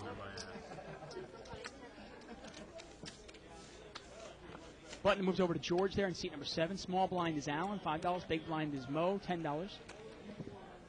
NK is not at the table, so it looks like Kirk will be under the gun. Speaking of under the gun, if you want to check out my blog, you can go to liveatthebike.com. On the left-hand side, you can click on Under the Gun with David Tuckman. And that's kind of my blog. If you check it out, actually we got a straddle here out of NK. My blog actually started last year at the World Series, so if you scroll all the way back, I mean, I probably have, I don't even know, maybe 30 or 40, 50 entries dating all the way back to last year's World Series. Some pictures in there and so forth and so on. I like to think it's kind of cool. At least my mom does. Straddle. Yeah, and I'm trying to think here. Live straddle. Nobody's raised it. The action's to Mo. He's not going to play. Seat 1, NK is going to tap the table, and we're going to see this 5 ways. 9-9 deuce. Dennis has got deuces full, and that is a great flop for you. You just got to hope somebody's got a 9. Please, somebody have a 9. Somebody's got to have a 9, right? It's actually not a bad flop for Allen or Boston. And look at Dennis. He bets right away. Man, I got to tell you, okay, I really do love playing hands fast. But Bart and I do disagree to the sense that with my image, or even Bart's image, because I would also bet a 9 here, I would bet at deuces here, but I would also bet clubs, I would bet pocket 5s, I'd bet pocket 6s here. I can do that. Allen actually called him with 6s. Third club out now. Now Allen can beat absolutely nothing. Dennis has still got the full house. Allen does have 2 outs to the win, though. Actually, 3 outs. I'm sorry, a 9 would also do it. And he throws it away. Now, I was going to say, sometimes if you're a player like Dennis and you have such an image of such a tight player, you might check that one time. You have deuces full. Now, it is dangerous. It is bottom full. Remember, it's bottoms full, which is always vulnerable, a lot more vulnerable than, say, top full. Oh, of course it is, right. Yeah. But, at that point, you're definitely going to go to war with it. Obviously, if a third 9 comes out, your hand is garbage. Right. But, hey, sometimes you got to take a risk. You might check that one time if you're Dennis. Hope somebody else at the table at least puts a little bit of money in there. Maybe you check call. Then maybe on the turn you put out a little money there. New player coming into seat 7. That is Mike, and George Georgian's moved over to seat 3. One of those things where you've got to almost hope somebody's got a 9, but if nobody has a 9, you really want somebody to take a shot at it with pocket 6s or pocket 5s. I played with George. I think it was last week, and he all played the whole move, which I think is one of the worst moves in poker, of checking aces out of the big blind with 6 limpers. George Georgian did that? No, excuse me, Mike in seat 7, new player. Ace 7-4 here on the flop. We get 6 players limped in, and he checked the pot? Yeah. And this was no limit hold'em or limit hold'em? No limit hold'em. BB's bet here 100 with top 2. That's insane. Yeah. Now, BB betting here, what's a minimum hand he could have? Ace King? Well, Allen is going to call with an open-ended straight draw to the 8. Is it too flush out there? Can he represent spades?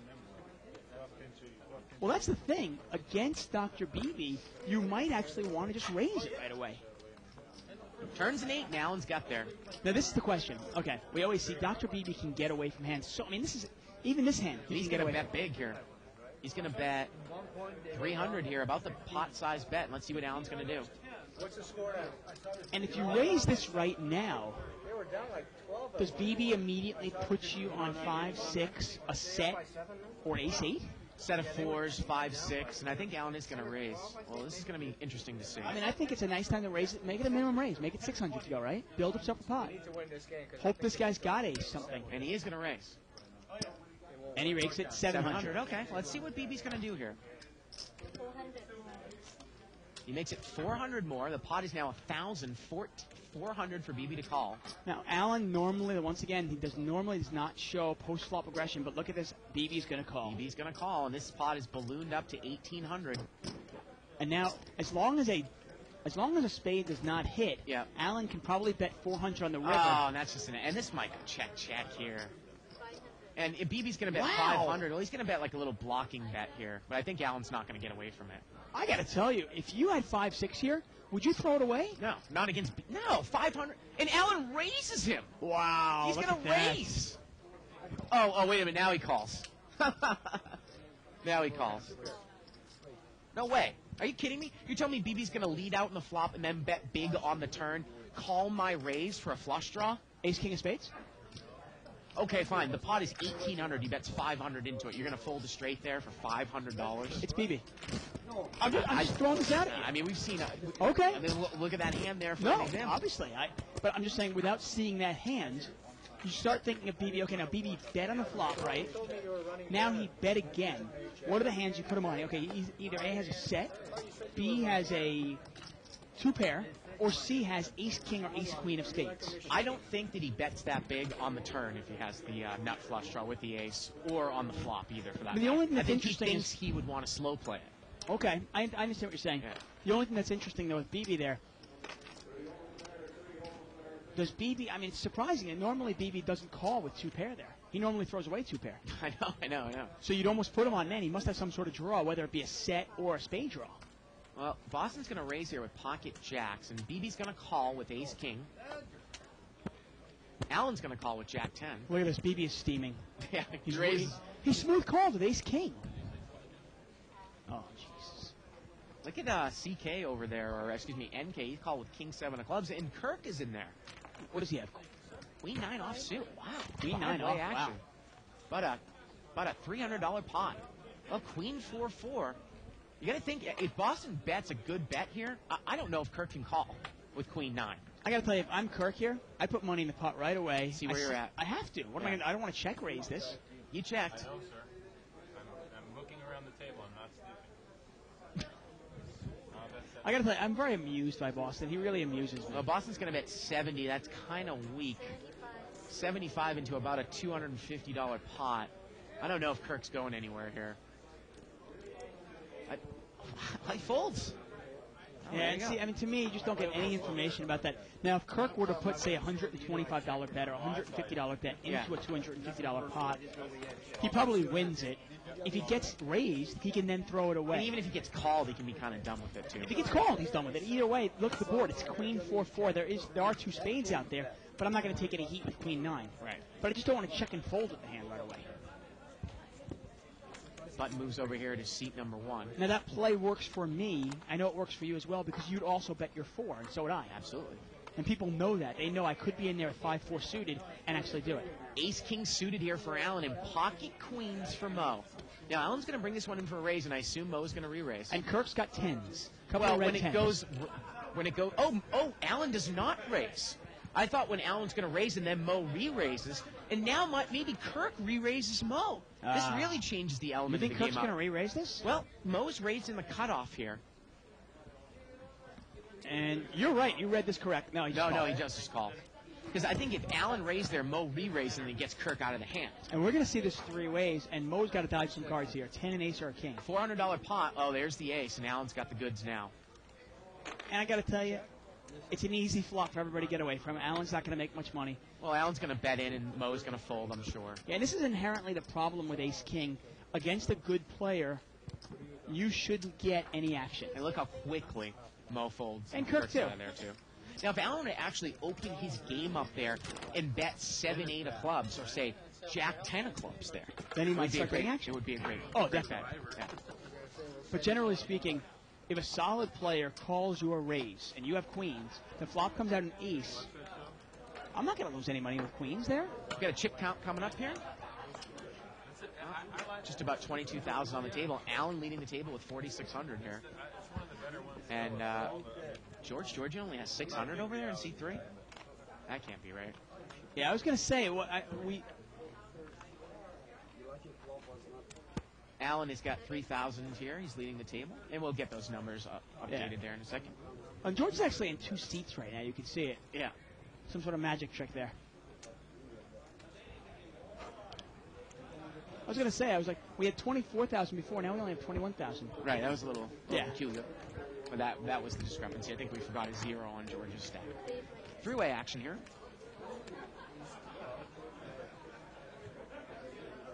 Jack 10 deuce on the flop. And it gets checked around here. Turns an ace. Well, Kirk's picked up a draw. George still has the best hand here with 6s. Mike's got the gut shot to the 9. And Mike's going to take a shot at it. Yeah, he's going to bet 90s. And George is not going to get involved here. Can't beat a jack, can't beat a 10, can't beat an ace. No, Mike in seat 7. I saw him check an ace, Dave. And the funny thing was that... Pocket aces, you said. Pocket aces. And he actually won the most amount of money in his hand because the flop came out 9-9-3. Okay. He came out and he fired. Okay. 2 people had a 9 and the turn was an ace. Oh, I mean, it's just... my. it's just like... Well, you know what? And, of course, I think he called the turn. Yeah, that and might then have- he got some money in the end. That might have been his strategy in the sense Right. that he knew it would come out that way. He knew the ace would come on the turn. Right. And hey, if you know that, why not play it that way? You see, I can do that with a straight face. limp in here with 3-5 of clubs here by NK in seat 1. And we're going to see three-way action here. 7-3-6, couple diamonds. NK in the lead with the old 5-3. He's going to take a shot. He's got bottom pair and a gut shot here. That's 25, and he's going to take it down. Take it down. So again, tomorrow night, Cinco de Mayo, Dave and I doing Coronas and tequila shots. And we'll figure out the rules. I'll figure them out. Now, St. Patrick's Day, obviously, the tally was, I think I had 8 shots of Jameson's to your 2 or 3. How did we do it last time? We did 2 flushes, flush on the board. I had like diamonds and hearts, and I had Yeah. 6s, I think. Yeah. And you had like jacks and Donna, tell Mo spades and clubs. Tell Mo right now that we're going to do that tomorrow. Because he'll get all excited about it, I'm sure. I've already told you, though, honestly, first of all, I'm going to cap myself. Call me a pussy. Cinco I de don't Mayo. But I'm capping myself, and you're getting like 3 of the hearts, plus you're going to get more numbers than me. Get you wasted tomorrow night. We had a raise here by Mike with ace-king. NK is called with 3-4 off suit. And we're getting three-way action here. 8-8 deuce on the flop. Well, everybody's missed here. And you know what? NK's going to use his position. He's going to fire out. He's going to bet 40. Well, Mike did not bet there. If he bet, he probably would have taken it down. I mean, it's not a bad flop for ace-king, is it? Well, anytime it comes paired, you know. Right, I mean, the likelihood is your opponent does not have an 8. The likelihood is your opponent does not have a deuce in a raised pot. Obviously, it could easily have a pocket pair, which would give him 2 pair. Bart's giving me looks because I pressed the TV button here. Yeah, what are you doing? I pressed the button and now I can't find the darn channel. Well, you're going up. It's on channel 3. Well, at this point, I'm already on 90. It's closer to go around. There might be 999 channels on there. Well, we'll find out real quick when I get to 100. Button moves over here to seat 5. But- Oh, you're already at 102. Oh, George. Oh, there, it's a remote control. Perfect. So, you know what? The more I hang out with you, the more you're like my little brother. Your little brother? Really? I'm older than you, aren't I? Yeah, but There you go. I would think I'd be like your older brother. My older brother? No, you're clearly my younger, that kind of annoying little pesty younger really? brother. Yes. 4-way action here. Jack 8-8 on the flop. Jack 7 here for seat 6. And BB's going to bet 30 out into this pot. He's got top pair. Yeah, Isaac correctly pointed out, probably more like my adopted stepbrother. Oh, I see. And BB's going to take it down there with the Jack 8-8 flop. You said you were an only child, right? I was an only child. I've always wanted, Or I am an only child. yeah, I always wanted a brother. I only had a sister, and I always begged my mom for a brother.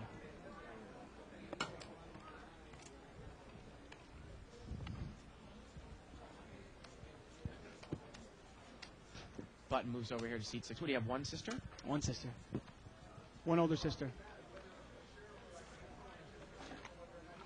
Isaac was letting me know that he has a schizophrenic brother with 2 personalities. He's willing to give me one of them.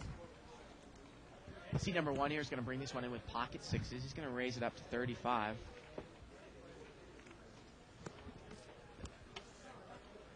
And Allen's got deuce 5 offsuit in the blinds. And I don't think he's going to call. Looks like it went up to 125, right? And Yeah. you got it back down to auxiliary. 124, no channel. Yeah. No fuzz. And then obviously we have these, anybody that's never been in the production room, we've got 4 or 5 monitors in here. One is the feed that you guys see at home. One is all the cards. And then a couple is, obviously we have a lot of different camera angles. Bart and I like to have all the different camera angles in front of us so we can see everything. Action camera, TV, and then we have a flop, so we can always look at the flop. And then we actually see what you're seeing up on the main monitor. And then actually up on the left-hand side of the room, we have the whole card cameras enlarged so that we on can a see huge, it like on a 42-inch plasma. Yeah.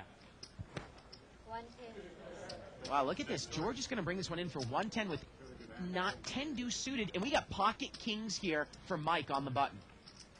He's got kings. Is he going to limp in with these? And Allen's got ace. Well, George has already raised it to 110 with 10 deuce of diamonds from up front. And it looks like a raise. He's got raising chips in there, and he raises it a lot. Yeah. 350. And that just screams aces or kings, doesn't it? I really do like George's game, and sometimes I wonder if he actually believes that. But he sometimes makes these plays, and I just don't I mean, do you ever see, say, like a Jonas or even a Mo or some Jonas other... lately I have, yeah. Yeah, but have you seen him opening with deuce 10 of diamonds from, like, third position on a full ring game? Yeah, it's an odd play. I mean, the only thing I'll say to you, okay, if once in a while, say I don't like deuce 10, but if once in a while you mixed up your game. Now, I'll give you an example. If you never mixed up your game and you made a raise under the gun, somebody would always assume, well, Bart is raising under the gun. He has minimum ace king. He might have aces, kings, queens, or jacks, and that's it. Well, suddenly that can really put you on a range of hands because Bart has raised under the gun. So if every once in a while you can start mixing it up a little bit, and when I say mixing it up, I'd say maybe once every 3 nights, raise under the gun with 6-7 suited. Right. Okay? And let everybody see it so they know, wow, you could be raising with this hand. There's also a little bit of deception in there. Let's say the flop comes out 6-6 deuce.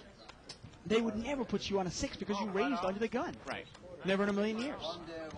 Limped around here. 1, 2, 3, 4, 5, 6 players. Ace, Jack, 8 here. George has got ace, 8 offsuit. And I believe he limped in here in early position. Well, it is a passive table, and he's flopped 2 pair, and he checked it from up front. And now Mike is going to bet with a jack. He's going to bet 50, and I assume George is going to check raise. Yeah, I don't mind the bet. I don't mind the bet by Mike at all. Actually, George just called. It's a rainbow board. Maybe he's not really scared of a bunch of draws. But Boston, look at this. He's got a gut shot here. Is he going to take one off to try to hit the queen? It is a rainbow board. And he's going to call. Couldn't somebody have 9-10 here? And George here did not check raise with ace-8. And if a queen comes off here, will he lose some money? Well, the turn's a 3. And George checks again. Boston checks, and you wonder if Mike is going to check here as well. And look at this, 3 cards, and here we go to the river. Well, the river's a 4. And now George is going to bet 100. Very, very peculiar hand here, and he's not going to get paid off.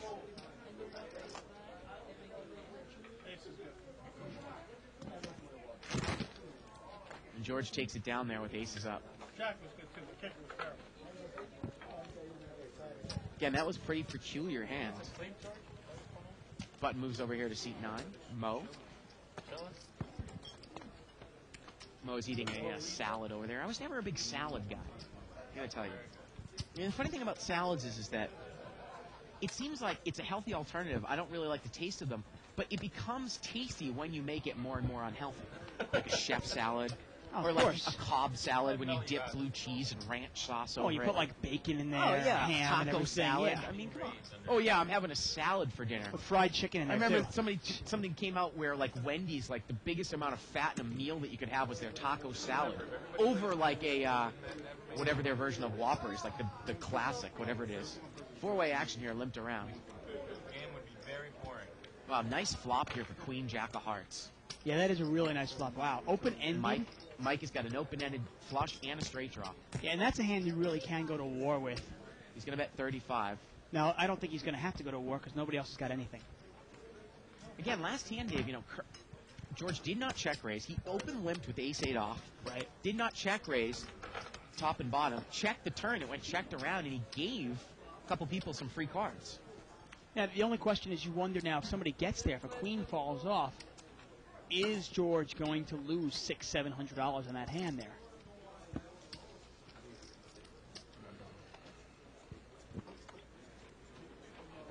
Button moves over to seat number 1. Dennis, Doc as we like to call him, is under the gun. He's not going to play. Boston is not going to play. BB takes a peek at what he has, likes what he sees, and throws in $10.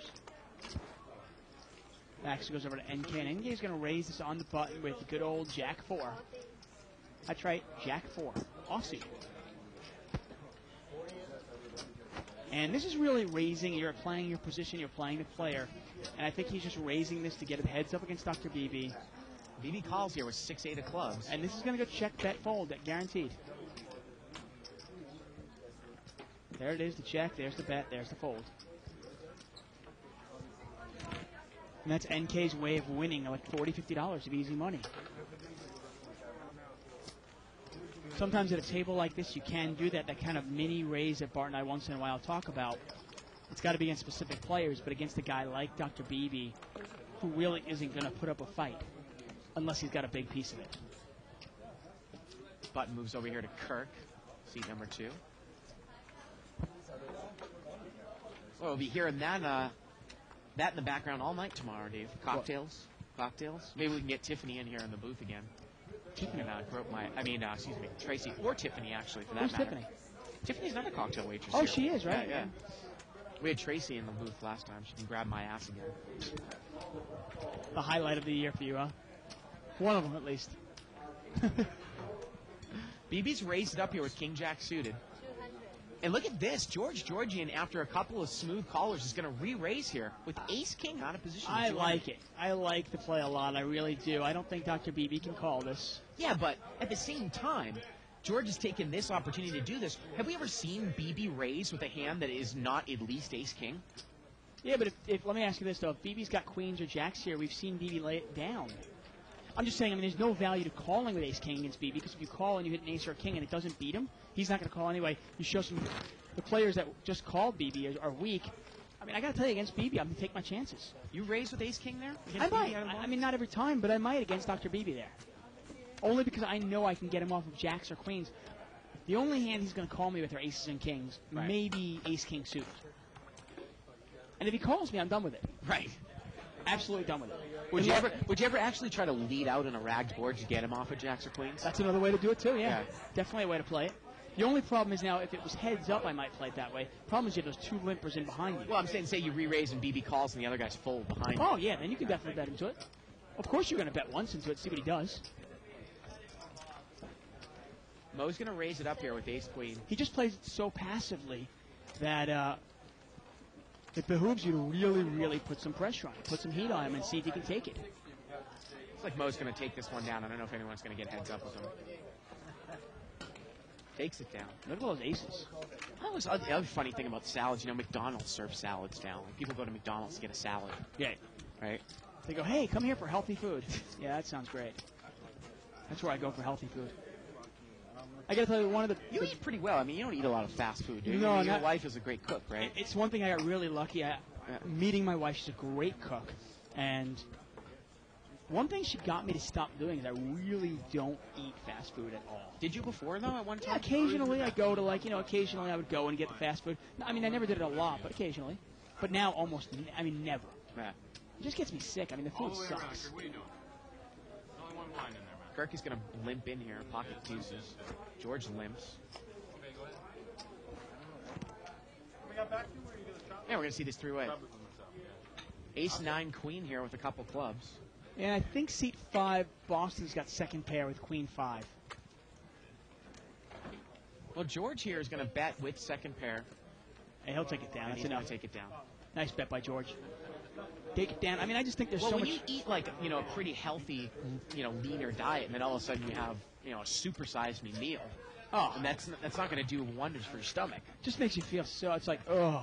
I still I'll still eat crappy food. Like when I was at the Laker game, and I don't want to say crappy food. Actually, the food was really good. But they had buffalo wings there and stuff like that. And that was great. We had a lot of kind of junky food at your Super Bowl party. No, totally. Fried food, Yeah.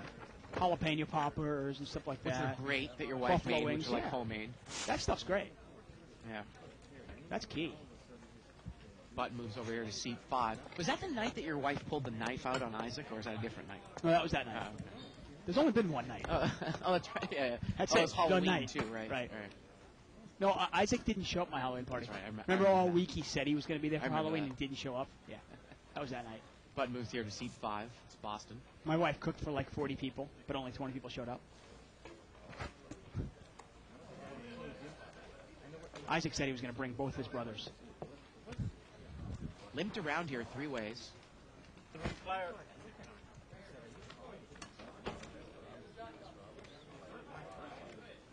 Open-ended for NK here. Rainbow board. Hey, if you got an open-ended straight draw, you want that rainbow board. Well, I can't believe he didn't bet it Especially, to George, who's probably not going to call unless he's got a big piece The of funny thing is we see NK betting nothing. He'll bet queen deuce And then he doesn't sometimes. bet an open-ended straight draw here with an overcard on a rainbow board. There's so much value to betting this hand here, and not. First of all, you get the fold equity. And now he's going to check call. Second of all, if there's not fold equity, you're naming your price, and you're building a pot if you hit your hand. Turns a queen. I mean, George's got absolutely nothing now. I mean, I got to bet it here if I'm NK, but he still doesn't bet it. If I'm George, I got to bet here. Going to use another overcard card, and he's going to bet 200. He's gonna And take NK it throws down. it away. I mean, and if he fired on the flop, he takes it down. George obviously is not going to call him with 9 high. The importance of semi-bluffing with your draws. Did you see the movie Super Size Me, by the way? I did. Great movie, right? That really was as well done. Yeah. Really cool. And it just made it even further. I mean, hey, I thought it was a little bit of bullshit in the beginning. Hey, it might be. Like, if you were to eat a double quarter pounder with cheese with supersized fries, would you throw up because you're not accustomed to it? I mean, isn't that what he did in the beginning of the movie? His first I meal? don't see why not. I Yeah. mean, hey, if you're not used to it, I don't know. I do buy the stuff in the sense that he ate all McDonald's for a month and then, Oh, yeah. gained 40 pounds and Yeah. body fat went up like His 30%. doctors were like, stop it, you're killing yourself for like the last 5 days. Triglycerides went through the roof. George has made a raise. He actually limped in a straddle with pocket eights, and NK is raised out of the straddle after Boston called in the middle. NK has made it only 45 more. I don't know really what that's going to do with Jack 9 of diamonds. It's going to get both players to call here. It's just going to build the pot up with a hand that plays well multi-way, but the problem is you're out of position with a hand that plays good multi-way. It's now a $200 pot, 3 ways. Well, 9-7-4 here. Boston's got middle pair. George has got pocket eights, and NK's going to bet. See how George is going to play this now. He does have to deal with Boston after it. 75. But NK flop top pair, and he's going to bet 75. He bets kind of weak.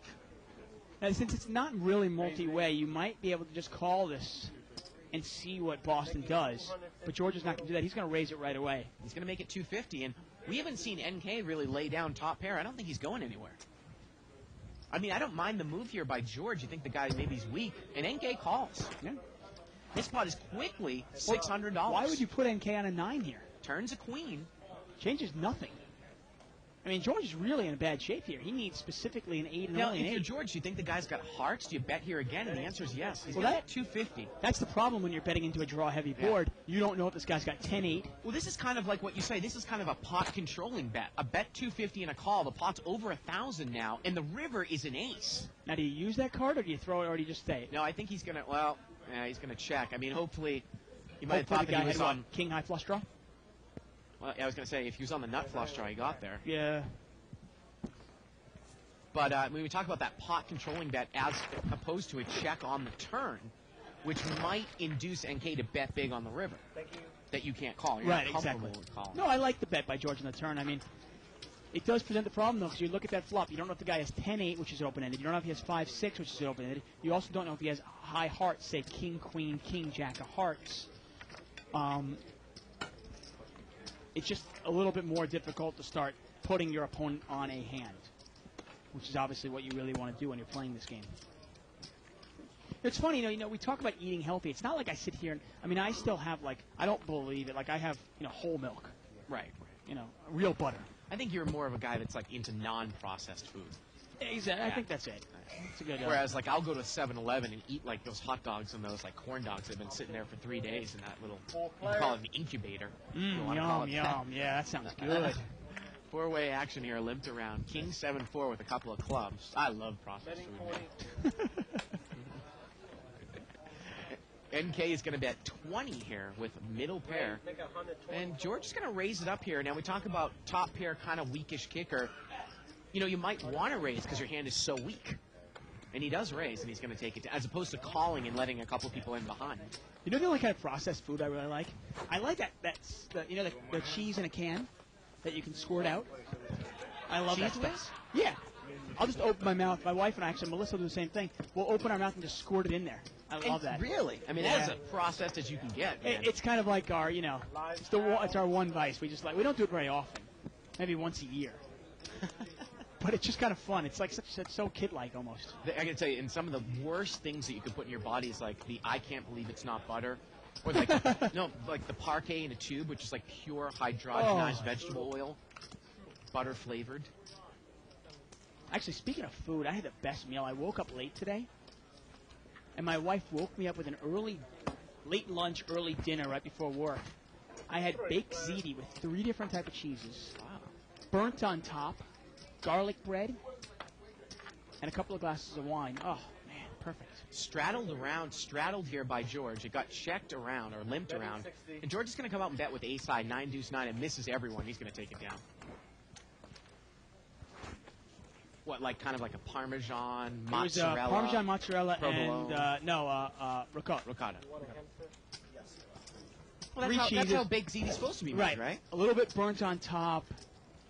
So good. Oh, man, it was key.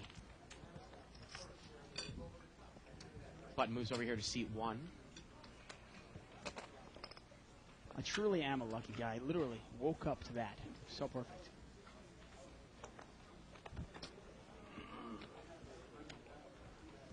Oh, you didn't really get home really late, so you probably slept in kind of today, right?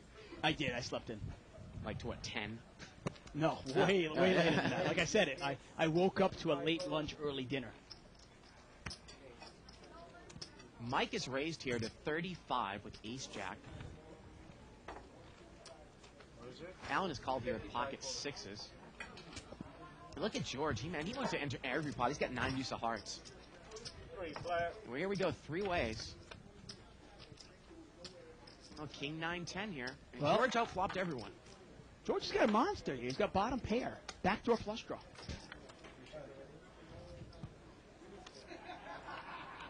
And now he's got 2 pair. Look at that.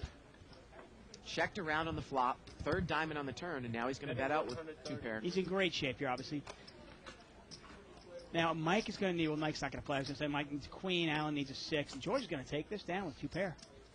Now, it's funny, we talk about, if you bet into a flop like king 10-9, you don't really know where you're at if you've raised it with ace-jack because it's so draw-heavy, but at the same time, you can bet that and get hands like 6s out of there or a hand like 8-9. No, you definitely can. I mean, I'm still an advocate for betting your hand. I'm also an advocate for continuation bets in terms of like, if you've raised pre-flop, why not represent? It is a scary board. Oftentimes we say if the board is scary for you, it's probably scary for your opponent as well. You just got to realize that when you get called, and if you get called, it's going to be harder to put your opponent on a hand. King-queen offsuit here in the cutoff. He just limps, NK does. And it's limped around 4 ways. Ace, deuce, 8, rainbow. Missed everybody. Yeah, see number 8, Allen's got a pair of ace. He got 8-7.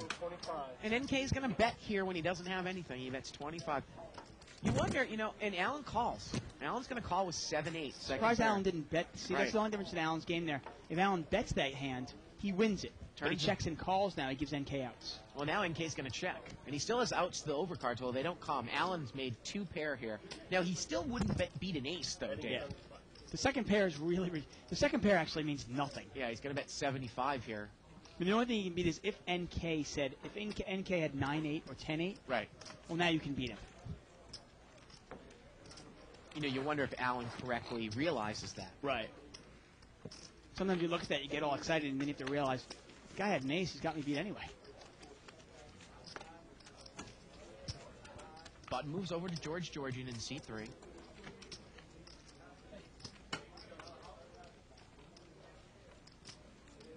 I'm actually a skim milk guy. Are you? Yeah, I just, you've been drinking it for so long. Some people There's are. no I mean, difference. my Why best, add the extra calories and fat? yeah, my best friend is like that. He literally, it's like water drinking. I can't. When you But- make the transition, though, from the other side, if you've been drinking skim milk for a long time, whole milk's like drinking cream. See, we actually I like heavy cream too. You drink heavy cream? I put it in my tea. George is going to raise here to 30 with king Forget, deuce Melissa's spades. British. They put it in like their cereal too. Yeah. It's crazy. And BB calls here with queen jack. I don't go that far.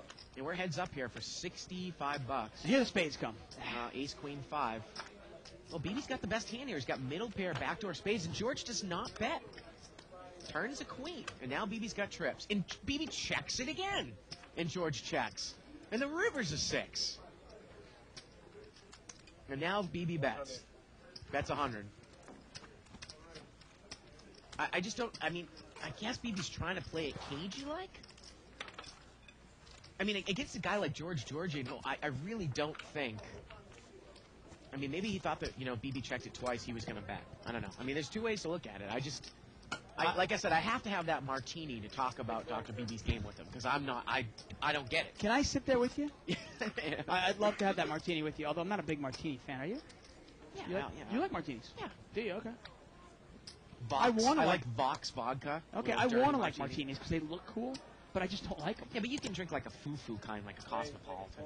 Oh, that's go not down okay. pretty easily. I meant like a real martini. I like the olive. That's cool. Live straddle here by Mike. You know the funny thing is, you look at a hand like that ace-queen, the queen was out there. What happens if George had king-10? Actually, I think Mike actually just mini-raced it. He did not straddle, and he's picked up trip aces. And he checks it, of course. And this is an example here. Well, I mean, you've got a guy like NK who's been betting with nothing all night. But here's a perfect example, Dave, of why I would want to. I mean, I mini-raised it. I would want to build the pot up with an ace-9 bet right out. Yeah. Maybe get a guy to raise me with ace-10 on the turn, right? Exactly. Turns a king. And that changes nothing. I don't think NK's going to put any more money in this pot, is he? No. Well, you're wrong. What do you think Mike called you with? Straight draw. Come on. It's clear in NK's mind that Mike must have deuce 3.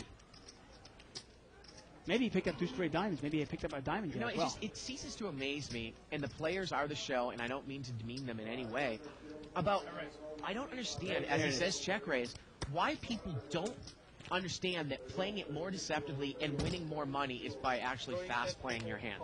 This gives a guy an escape hatch as an out, because if you check raise, it usually means stronger hand, whereas 95% of the time when someone leads out, it means weaker hand. I mean, let me ask you this. If you had ace-9 or ace-10 there, where you actually might bet the flop, might bet the turn, and probably check down the river, now if a guy check raises you, you probably throw it away. Done with it. Now, if you have ace-9 there and the guy bets into you and bets Continuation bets on me on the flop. you might feel like you have to calm down and calm down and calm Right. down, and before you know it, you've got $400 in the pot. Right.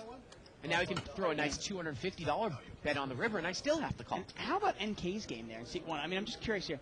He'll bet. Now there he had queen 9. The board was ace 5. He had absolutely nothing. No pair, no draw, no nothing, and he bets twice.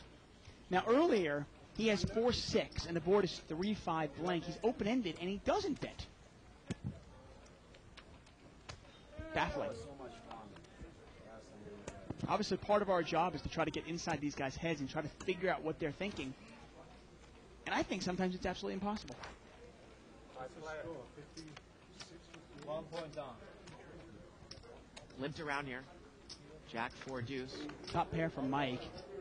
Mike gonna put some money in the pot? They got 3 first one, don't they? Yeah. Well, No, but George is gonna bet here. George's got second pair, backdoor diamond draw, I guess you could say. Not much of a diamond draw, but it is there. Also got some sort of backdoor straight draw as well. Well, he's in position. Do you mind him from betting? No. And look at this. Mike is going to check raise with Jack 7. How? See, this is the kind of hand do you really want to put more money in the pot with a hand like this? What do you do if George just calls you? I mean, if I have Jack 7 here and George calls me, I'm like, oh, geez. And George is going to... Did he re-raise? He re-raised. And you know why I like this play? Okay, we just saw this way. We just saw Mike, the way he played trip aces. Right. So what does this say about Mike's hand? Mike's probably got a jack, and Right. only a jack. And George is going, okay, that's fine. I can get you off it. Because if Mike had a set, he would slow play it. Well, yeah, but how about this, though? I mean, can Mike easily have 2 pair? He's in the blind. Could he have Jack 4 or Jack deuce that he wouldn't get away from? I understand that, but would he Yeah. play it this hard? Might he actually check it and then call and then check and then call and then And look at raise? this. And Mike shows George the Jack. George takes it down. Nice play by George. I mean, you just wonder if George is maybe paying attention to the table, paying attention to the way Mike just played his monster, and said, well, at least I know this guy doesn't have a monster.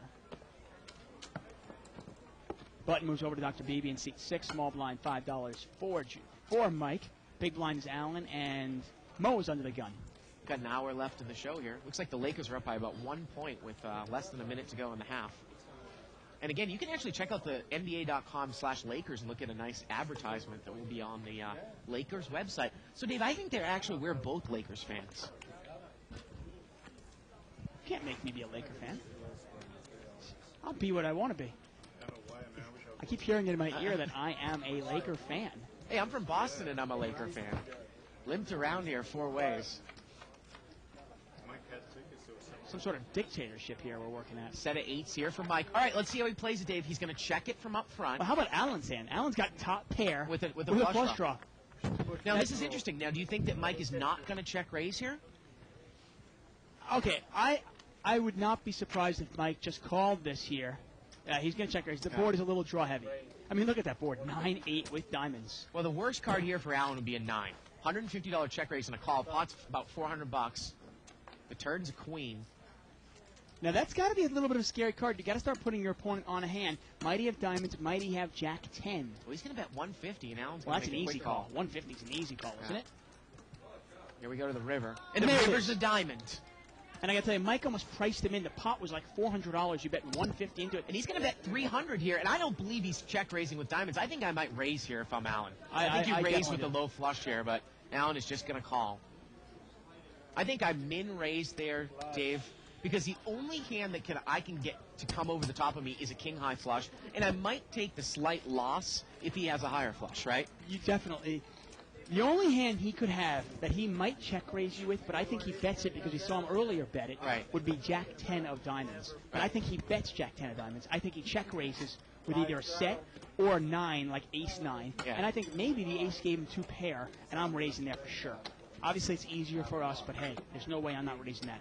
Now, Mike obviously made the mistake there. The check raise was fine on the flop, but now the pot is already $400, and you bet 150 into it. Well, now you're making the pot 550. You're giving Alan 4-1 on his money plus implied odds. He has to call. Live straddle here by NK in seat 1. The correct bet on the turn there would have been probably closer to $400, $350, really pricing Alan out. Look at Boston. He's going to bring this one in for a raise with 4-5 offsuit. He's going to make it 70 to go out of seat 5. Well, you know Alan's going to call this with ace-queen.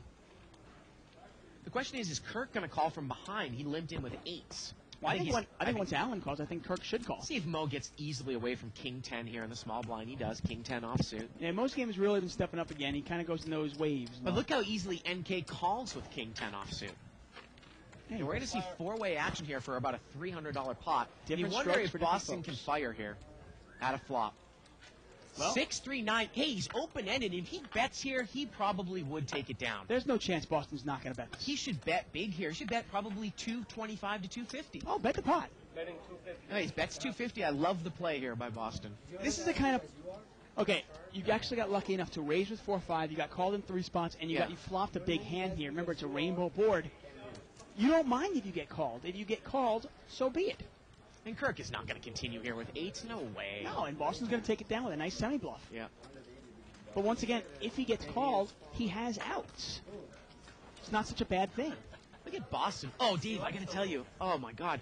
You know, you sent me this email Oh, a see couple it? of days ago, and I finally watched it. This guy put the 6th game of the 1986 World Series, the bottom of the 10th inning.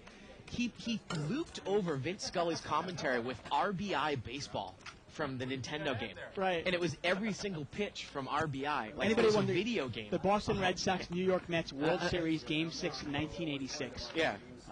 That magical game. And anybody can Google that, and you can find it pretty easily online. It's great. Isn't that hysterical? Oh, man. It is so funny. Now, I know you, obviously, being a Red Sox fan, it was probably painful to watch that. Me being Well, it's a growing little up... less painful after 2004, I think. You know. Yeah, but me growing up as a Met fan, that was... not only was I watching that, but it kind of took me back to when I was like 10 years old, and I was watching it like, oh, I was riveted to it, I got to tell you. And they left the music on at the end of the game. The RBI music played at the end when you win the game. Isn't it classic? Oh, it was great. Yeah, you should definitely Google that. It was absolutely classic. 4-way action here, a straddle pot, so we're going to have an $80 pot, 9-8 deuce. Well, Mo's got top pair here. He's going to come out and lead. And I like that. I mean, I like the bet, see where you're at. He's going to bet 150. And Dr. Beebe's moving all in. I'm sorry, No, not Boston's quite. moving all in. Look at it. Not quite. Okay, just moving tables. Moving seats. Now it says, like, you can't beat ace-jack here. I know you can't beat it. There's Louis Boston. That's real close. Real close. It was so funny. The other thing, though, too, is I don't exactly know how the guy did it, but supposedly, like, the longest time for him to take was, like, getting the foul balls correctly. Oh, but when sure. you actually hit a single in that game, a couple times, actually, when you hit singles, they have to go off the wall for it to be a single in RBI. It's kind of Right. strange like that. You also can't have the ball going through the guy's legs in first base. Was It's it kind the- of like a bobble. And you don't have wild pitches in that game either, so... I was actually laughing when the ball hit Bill Buckner's head, Yeah. body, Yeah. and he dink, Yeah, and that was it. yeah. I was like, Mets win, Mets win. I still remember watching that game. I remember my parents were watching it, and I was watching it. Bag. Yeah, it was fantastic. I actually went to Game 7. Did you? Yeah. Yeah. Man, Red Sox took an early lead in that game, right? They were up 3-0. 3-0. In what, the sixth inning? They were up 3-0 until about the sixth inning. Then Sid Fernandez came in, K'd like 7 guys over 3 innings, kind of ignited the Mets, and the Mets ended up winning 8-5. Got a raise here by Beebe with ace jack. And we're going to see three-way action here. It's going to be about a $120 pot. Queen 7 deuce rainbow. Well, it's missed well, actually, Boston's got middle pair. And if Beebe's going to continue to lead here, he's going to bet 35 into a $120 pot. And I got to say, if I'm Boston, I'm not going anywhere. No, I don't think Allen's going anywhere. And Allen's going to call with ace deuce. I mean, the problem with BB's bet here, even if BB had aces, he's almost giving you the odds to go for your For two two pair pair, or right? trips. The problem is there are 2 diamonds out there. And let's say if a 6 or a 7 come up and it's a diamond, how do you know you're not going to get in trouble? I think Boston's out of there because Allen is called in between. And the turn's a deuce, and Allen's got trips. Well, Allen had him beat anyway. Allen's going to put a bet in. BB's going to fold. Betting 85. He bets 85 here. And it's an easy laydown for Dr. Beebe, Unless obviously. he thinks he's going to make a move on Allen. Dr. Beebe doesn't make moves. Dr. Beebe does not make moves. Does he really? And Allen shows a deuce. You know the other funny thing during that game? Yeah. Right at the first minute Game 6, of you the mean? Game 6. Is there like Vin Scully's like, and the Miller Lite player of the game is Marty Barrett, who's the Yeah. second baseman, and a little pop up, like a little thing comes up, and it's got like the Miller Lite thing, Marty Barrett. That was a classic thing. I mean, if you Oh, man. listen to Vin Scully's, Yeah. if you listen to his commentary, he's actually talking about the winning share and how much the Red Sox are going to get for winning. How much they got back in 1918. Oil Can Boyd the next day will probably have the day off. Right. I mean, Yeah. there was like a foregone conclusion. I mean, they're up by 2 runs, 2 outs in the bottom of the And ninth, they had bottom of the 10th. and actually that reminded me that they actually had it down to 1 strike twice. Yeah. They had 2 strikes. And I always, the funny thing is people in Boston always blame Buckner, but I hated Bob Stanley, man. And I always blamed it on him. I always thought, you know what? He finally said it. Get after this a second. Oh wow, 2 flush draws out here. Yeah, Boston's got a straight draw and a flush draw, and Mike has got a flush draw as well. Now I was going to say that Mike might get in trouble if say the 6 of clubs were to come out, but it's in his hand, so he doesn't have to worry about it. Betting 35. Boston has a straight flush draw, but he cannot get it. Boston's going to bet 35. George is going to fold. George lays it down. Mike is probably going to call. Well, if this goes flush over, is Allen going to overcall with bottom pair here? Well, he just hit a deuce. Yeah. Got to stick with what's lucky there. Come on. Here we go to the turn. And see, doesn't make Oh, deuce. this is unbelievable. Are Hey. you kidding? He checked it. Allen- And Boston takes the card. And here we go to the river, and the river is a 9. And Allen's hand's garbage now if someone has a 9. Yeah, all you can And beat he's is. going to bet out on that deuce. Oh. He's going to bet 125 here. You know what? It's actually not a bad bet. No, it's not. It's a Well, very what bad are you bet. going to get called by? Well, I guess my only thinking was, can you stop somebody with a 9 from betting? Would somebody with, let's say you had King 9 here, could you raise? Can you raise there with King 9? Or wondering maybe if Allen's got 9-8. Maybe not the way that the hand played out. I don't know. I mean, I understand what you're saying, though, obviously. Pretty much you can only beat a draw, and the draw's not going to call you anyway. The funny thing about Game 7, though, is because I was 6 years old when that game went on. Right. And I actually fell asleep. I mean, I was in 2nd grade. I fell asleep when the Red Sox were up 3-0. And then I actually woke up in the middle of the night, and I went over to my mom, who was in bed. She said, Who won? She bet won. I was like, oh. I mean, it was probably like one of the latest nights, I was like six years old. Right. I mean, it's funny, I'm not a huge baseball fan. I do enjoy it. I think the season's just too damn long. I mean, it's like wake me up in August when the season starts really getting going. Yeah. But growing up, I was a big Mets fan. I really enjoyed watching them. I was huge, like, Keith Hernandez and Darryl Strawberry and Dwight Gooden. And, man, I remember the 86 World Series like it was yesterday. Rays here by Boston. Beating your ass. 6-4 clubs. It's funny, my brother-in-law is actually a Boston Red Sox fan, and I sent him the same email I sent to you.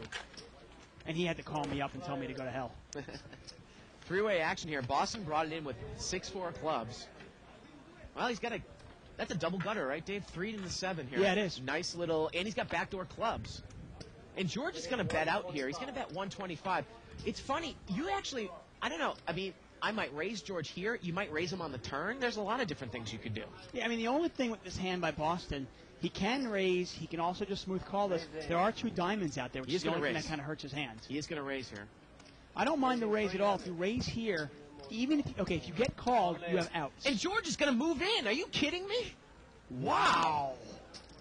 He's really representing a set here. I guess maybe he thinks Boston has an overpair and he can get Boston to lay down an overpair. Well, now it becomes a math problem for Boston. Pure math problem, right? I mean, you got to figure you're a 2-to-1 dog. You don't put George on diamonds, do you? No, I think you put him on a set here. That's what he's trying to represent. I don't think Boston's going to call here, but I can tell you, I mean, George really likes to bet in and put pressure. He does it to me all the time. Well, the pot is now what? The pot is maybe, 1,400? And Boston's only got about 700 left. Is that true? He's only got about 700 left?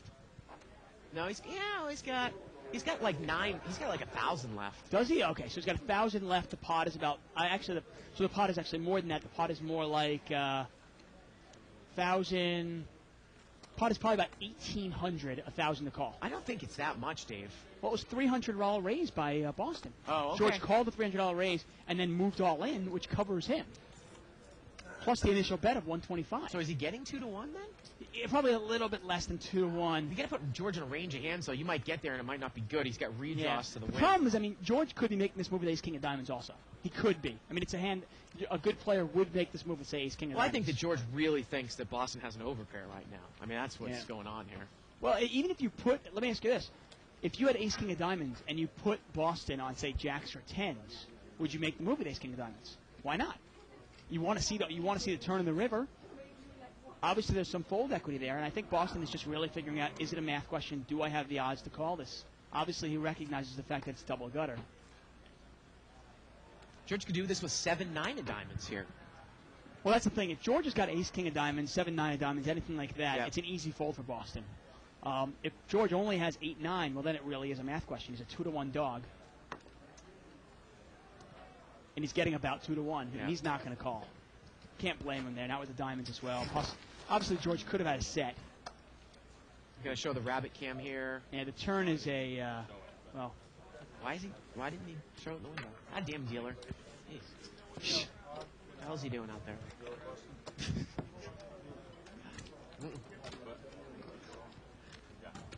Yeah, go fire him, Ronnie. Big blind, please. During the series?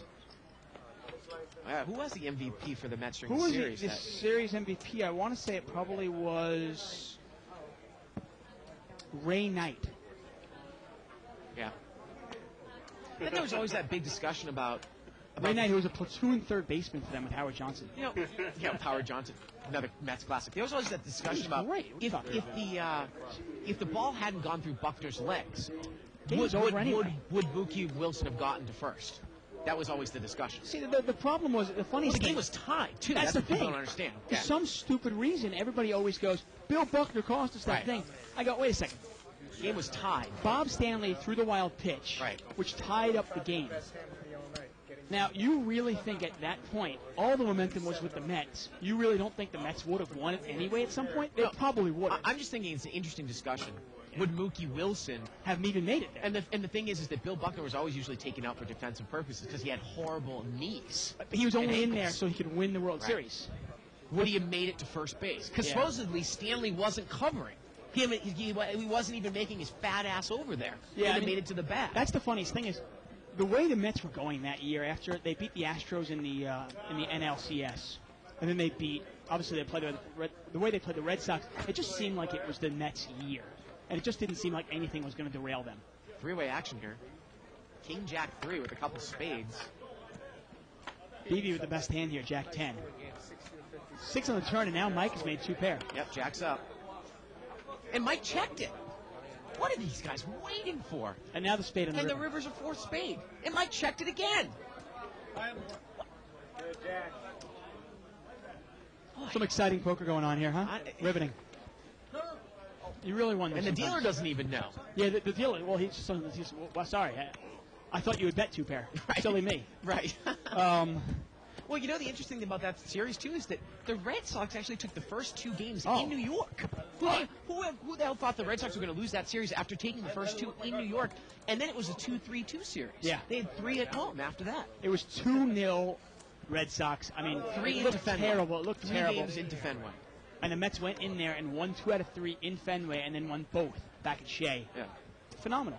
It was absolutely phenomenal. I mean, the '86 playoffs will actually probably go down as one of the best playoffs. I mean, you had the whole Donnie Moore incident where he let up the home run to Henderson on the Red Sox, and then later blew his brains out Talk 3 about years that later. in a second. Well, Mike has got pocket jacks here. The Red Sox shouldn't even have been in the World Series. They gave it to the Angels worse than the Mets gave it to the Red Sox in the ALCS. Mike is raised here with jacks. I mean, people don't necessarily realize that the Angels were up 3-1, and they had like a 3-run lead in the bottom of the 10th or the top of the 10th against the Red Sox. And the Red Sox came back and won that game and won the next 2. Yeah, it was unbelievable. absolutely phenomenal. And obviously the Mets on the other side, they had that phenomenal. They had that 16-inning game to close out the Astros because they didn't want to face Mike Scott in Game 7 because they couldn't beat Mike Scott because Mike Scott was scuffing the ball. Remember the scuffer? Yeah. The Mets still, though, I remember their 108 wins during the regular season might go down as one of the greatest teams in all history of baseball, the '86 Mets. 108 wins. Oh, George Georgian's got King Jack of clubs here in seat 3. what a team. He's going to limp. Well, I'm going to say something that you probably won't agree with, but I think that the 2004 ALCS, where the Red Sox won 4-3 against the Yankees, was a better series than the '86 Blah, World blah, Series. blah, blah, blah. You don't think so? I didn't hear a word you said. I'm sorry. When the Red Sox came back from 3-0 to beat the Yankees, you don't think that was a better series than the World It was a Series? better series, but it wasn't a better playoffs entire. I mean, I'm talking about the entire '86 playoffs because you had the Red Sox versus the Angels, which was phenomenal. You have the Mets versus the Astros, which was phenomenal, and then the Mets-Red Sox, which was obviously phenomenal. Boston has flopped Phenomenal. trip 10s, and he's going to Don't bet get me out. started, okay? He's going to bet out here with ace 10. Don't start comparing your Red Sox, your 2004 Red Sox to my '86 Mets. I'm sorry. There's just no match. You got. I mean, please, the Red Sox shouldn't even have been in there if it wasn't for that hoax wild card bullshit. Oh, come on. I mean, please, the Red Sox couldn't even win their own division. Look at this. Pajeto has put up the 1986 World Series Baseball video. I RBI video. tell you, you can always count on the potato. Yeah, he's the potato of Live at the Bike. Button moves over here to seat 9. And then Ray Coyley says, "Now, what about the '89 A's, please?" The A's are the biggest choke artist team in the postseason baseball history. We're talking about the greatest teams of all time, and he brings up the '89 A's. Are you kidding me? Seat 6 is Ray's here I with ace jack. have 2 words for Ray: Kirk Gibson. George is going to call here with 9-10 off suit. And here we go, heads up. George against Beebe. Well, there's a jack for Beebe. Now, George is open-ended here, bottom end of it. So this is another problem with BB's game. Now, BB will will bet- George check raise here, possibly? I got to tell you, you might want to check raise this. The problem also, though, with BB is He's just gonna he call. prices so cheaply, Yeah. you can actually call him sometimes, and BB probably won't even bet on the turn. Well, the now he turn's a might. jack. Now he's got trip jack. Is he going to be coy with it and check it, though? No, he's going to bet this. Betting 150. That's 150 here. He correctly realized that the board is draw heavy. Yeah. And you don't want to give up a free card here. But oftentimes, let's say a jack doesn't come there, and let's say it's a blank deuce, BB will actually check behind, give a free card, and let George get there. Button moves over here to Boston in seat 1. No, obviously the Red Sox-Yankees series of 2004 was absolutely, I mean, that was amazing. But the playoffs in Hall, playoffs in Hall wasn't a great, I mean, the World Series was terrible. Yeah. The Sox versus the Cardinals, that wasn't even a match.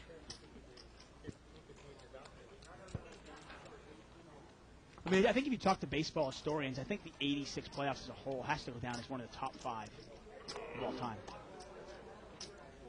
I know it killed my friend being a huge Yankee fan. He couldn't stand the World Series because the only 2 teams he absolutely hated was the Red Sox and the Mets. My mother had a couple friends from college that were in a similar dilemma from New Jersey. Found themselves actually kind of rooting for the Red Sox because they were big Yankees fans. Yeah. Because they didn't want to go National League on Torn, it. I mean. Yeah. Well, raise here by Mike and a call by George Georgian with 3-4 diamonds here, a little suited connector. And we're heads up once again. George is giving a lot of the action at this table. Well, look at this. Top pair and a flush draw and a pair for George. And King what is Mike 7-4. going to do here? Mike's got top pair, top kicker. George might check raise big here. He might. Now, it's interesting. He bet into Boston. He might actually, his hand is big enough to bet and re-raise all in again. The problem is, though, is he's going to if he check raises Mike here.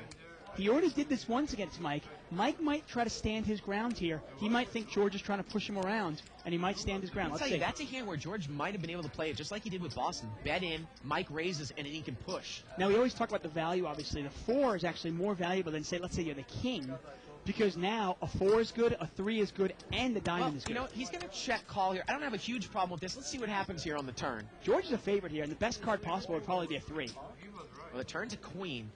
Can you throw a little stop bet out here while he checks? I probably would put a little stop bet out there. Yes, I would. Probably try to name my price, check call, and then Can you also bet it. represent king-queen? Can ace-king raise there on the turn? I mean, now if Mike bets him off the draw, I think Mike is almost going to commit himself to the hand if he bets big here. And George might actually need to fold if Well, Mike how much bets is the big pot enough. here? The pot is now about $350, and he's going to bet 400. And George has to throw it away. George really can't go. Well, I mean, he's still a 2-to-1 dog. The pot is laying him 2-to-1. Well, I mean, if he thinks that his 4, his 3 are good, if he puts the guy specifically on ace-king, or in fact aces here, Dave, he could make the call. As long as he doesn't have king-queen, I think he can still check call, and maybe you bet big, you hope for a 3 or 4, and you make it look like a bluff on missed diamonds. Well, that's the whole thing. If a 3 or a 4 come up on the river, and he bets 600 on the river, Yeah.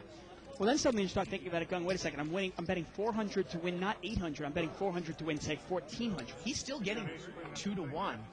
Well, I'm surprised. I think I might call there again. I mean, call it weak play, but I love that. And the river would have been a diamond. Now, obviously, that, you know, he's going to get paid off somewhat. But you look at it, you're like, if you're almost paid getting 300, if you're almost getting the pure odds anyways, and you Yeah. don't put him on king queen or set of kings or set of queens, and a 4 comes off, it's a great card. a 3 or a 4 are the best cards, obviously. And actually, the best case scenario is if a 4 comes off, and the guy has aces. I think. Phenomenal. Then if he was worried about king queen, he's not Yeah. worried anymore. I mean, those are the types of things that you make your bet, you overbet over a 3 or 4 comes. Now, the only thing I'll say about George's play there, and obviously, I really like where George's game has gone to. I think his game is actually pretty solid right now. One of the better players that play this game on a regular basis. I think he misplayed that hand. I mean, I like the check call on the flop. I really do. But I think on the turn, I think he missed the bet there. I think if he bets 200 into the $400 pot, he names his price. I think ace-king is frozen, just calls him, and then he sees the river. That's a very funny post here on 2+2 by Johnny. Good stream. C2 here has raised it up to 70. That's Kirk with ace, looks like ace-10 of diamonds. And George, wait, he's entering every pot. He calls. I mean, by putting in that little blockish bet on the turn, you're actually building the pot, but you're naming your price. Give him the pot. Give him the pot. Let's move on to the next hand. And George was a favorite, by the way, on the flop.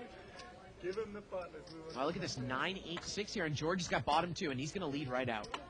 Yeah, you know, that board, I don't think you can play it tricky. Well, my question there is, like, say Kirk has queens, kings, or aces there. What does he do? I mean, he knows George bets big, and that's part of the thing when you bet with a draw, when you bet with 2-pair, when you bet with a set.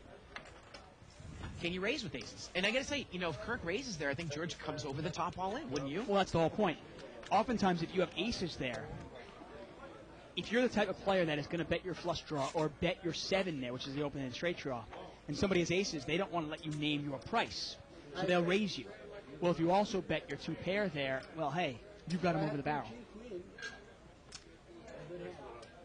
I came in with a shitty hand this time of day.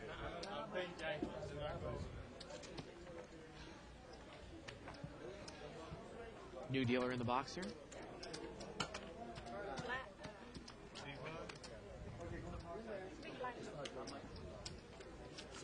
I remember I used to actually play stickball with my buddies, and we'd pretend we were all the players on the Mets.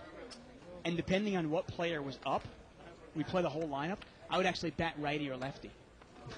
Because I had I was like, oh, Len Dykstra's up. Yeah. Okay, I'll bat lefty here. Keith Hernandez, Darryl Strawberry. Darryl Strawberry, man, what a mess. Mess. Well, I mean, he just loves cocaine more than life, I guess, huh? What, something wrong with that? right.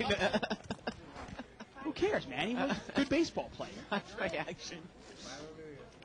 Sorry, what? All your Red Sox players are just perfect, huh? Yeah, Wade Boggs, he never did anything. 10-8-6 here, Rainbow.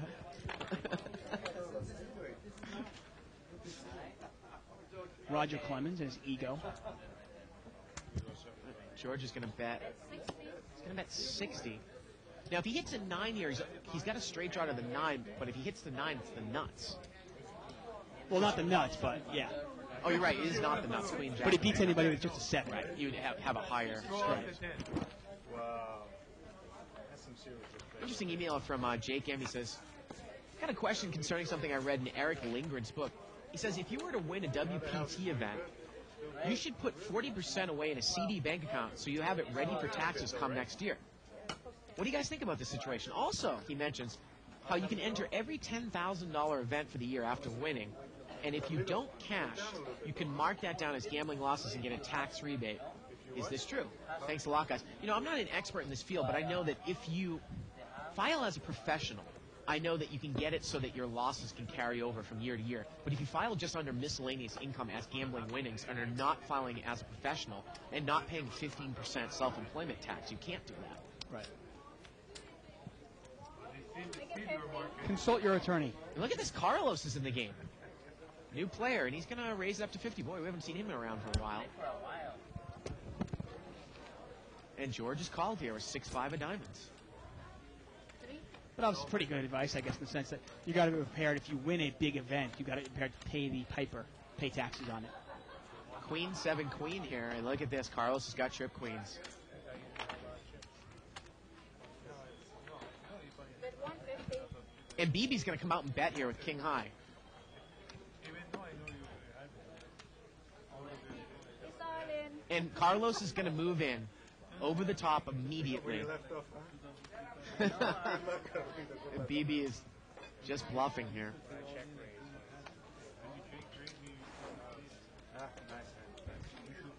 Nice stuff. Carlos takes it down with trips. Button moves over to seat number 5.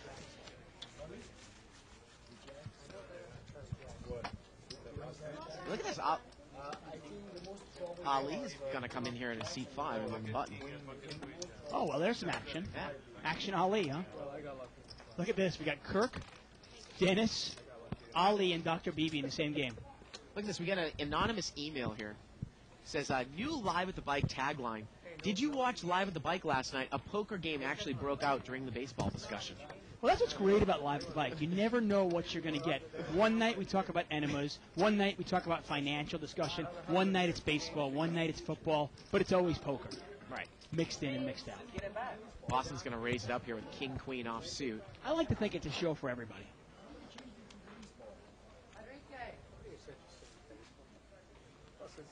So young in the season, so early in the season. I mean, I will say the one thing about taxes, you got to be careful, obviously. If you win $250,000 in a tournament, and then you piss through it, and then it comes down to April, and you got to pay, like, whatever, $60,000 in taxes, and you don't have it. Right. Well, then what do you do? Alan is called here heads up with Jack 10. Now look at this. Alan's open-ended here with overcards. And this is where Alan needs to. If Alan would just start betting that, his game would go to a different Well, level. he's probably going to check call here. And hopefully for Boston, he's not going to hit a queen. Well, let's see what Alan's going to do. We ever seen Alan check raise with a draw? Very rarely. He calls. Rarely does Alan even bet his draw. And there's Jack. Well, the turn's a jack. Now Boston's got overcards and a straight draw. Yeah, now Boston can obviously catch And it goes check, check. a 10 or a king. And the river's a jack, and Alan's got trip jacks. Time for Alan to put some bet in there, huh? Obviously, it was actually a perfect time for Alan to bet on the turn anyway. It's open-ended with top pair. Gonna bet 225 here. And Boston cannot call. No. And there you go. Nice hand there for Allen. Yeah, you got to start putting Allen on a draw. There you go. Well, if he had 10-7, he got there. If he had Jack-10, he's got trip Jack. Where's Carlos been, man? Ah. Well, Carlos is one of those action players, and I can only presume that, I know what you're going to say, but go on. Yeah, I was going to say read your that. mind. His bankroll, his variance is going to go up and down. The swings are going to be there. Right. I can only assume. I know we saw him on Live at the Bike have a couple of really great nights. I can only assume that it came back to haunt him as well. He had a couple of bad nights, and took a break.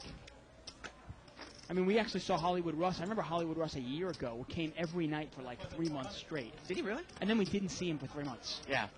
He was just missing. That happens to a lot of recreational poker players.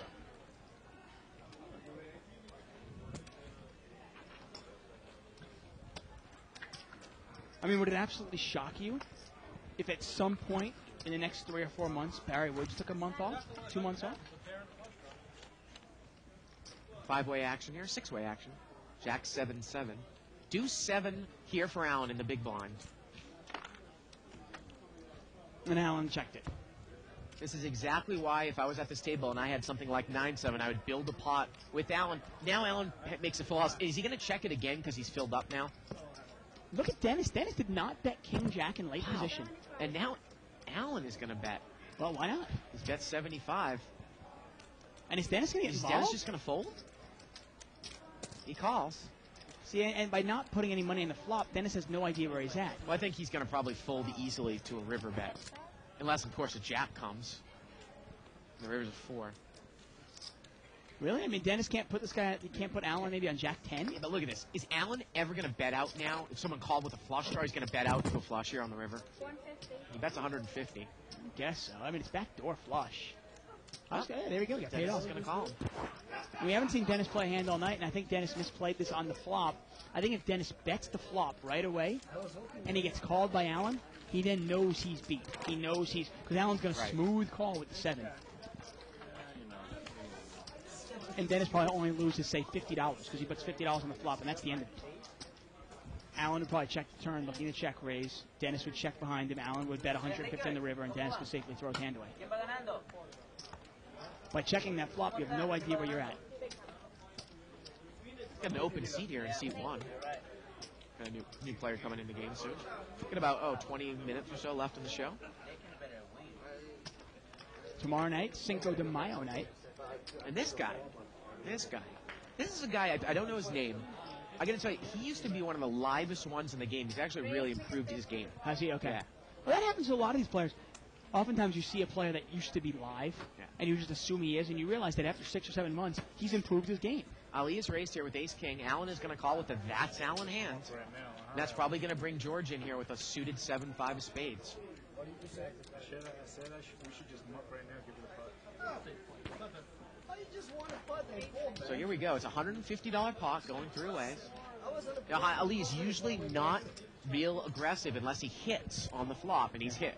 And if he really hits like a set or something, he's over-aggressive. And you see here, look, 200 right away. Ali he rarely hides it. Yeah.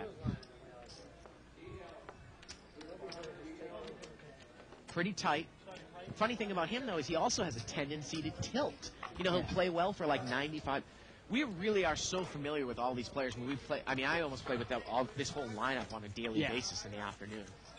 I know kind of the lineup changed a little bit, Dave, when you go out and play at night sometimes. But yeah, it definitely is a different lineup. But obviously, the players that are on this show, I mean, we've seen them on Live at the Bike. Yeah. And we've seen them at our tables so much. You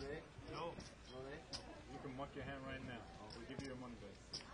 Button moves over here to Allen, seat 8. The only person. And that is Sonny in seat 1. Sonny. I mean, Sonny used to be a guy that would commit all his chips with top pair regardless of kicker. He does not do that anymore. Yeah, he definitely has stepped up his game. You lose a couple of times and you start figuring it out. Yeah. 3-way action here. King, deuce, king here on the flop. Well, Carlos has got 2 pairs. He's got 8 deuce. Sonny needs to show us his cards. The 30. $30 bet here. Well, he's going to fold.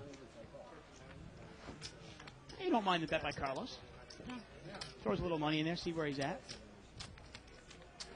Take it down. Looks like we're going to see a chip count here. There we go. 20,000 on the table. Okay. This is really, I mean, this is a lot of money for a 5-10 game. Yeah, it is. And I mean, it obviously, does vary from time to time, but Allen's got 5,800. I mean, he's definitely our Yeah. big winner for the night. He's had a great night. George up a little bit. He's at 5,000. and it's funny how, let's take a look at the differences here.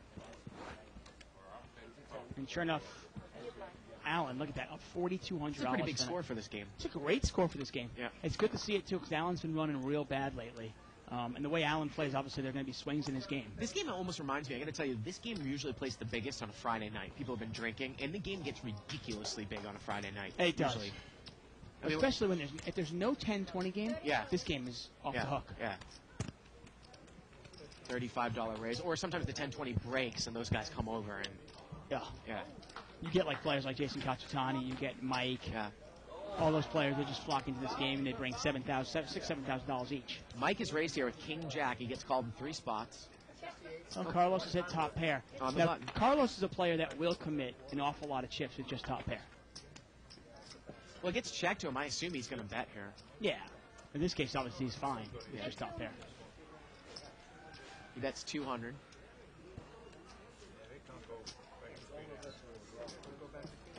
He's going to take it down. Once again, we're live at the bike, folks. I'm David Tuckman here with Bart Hanson. You can catch us every Monday through Friday from 7 to 10 p.m. Pacific time.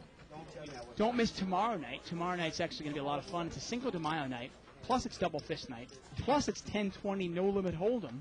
And I have assurances that Bart will get, I guess, silly drunk tomorrow night. No, we're doing the same thing, Tuckman. You're not getting off the hook that easy.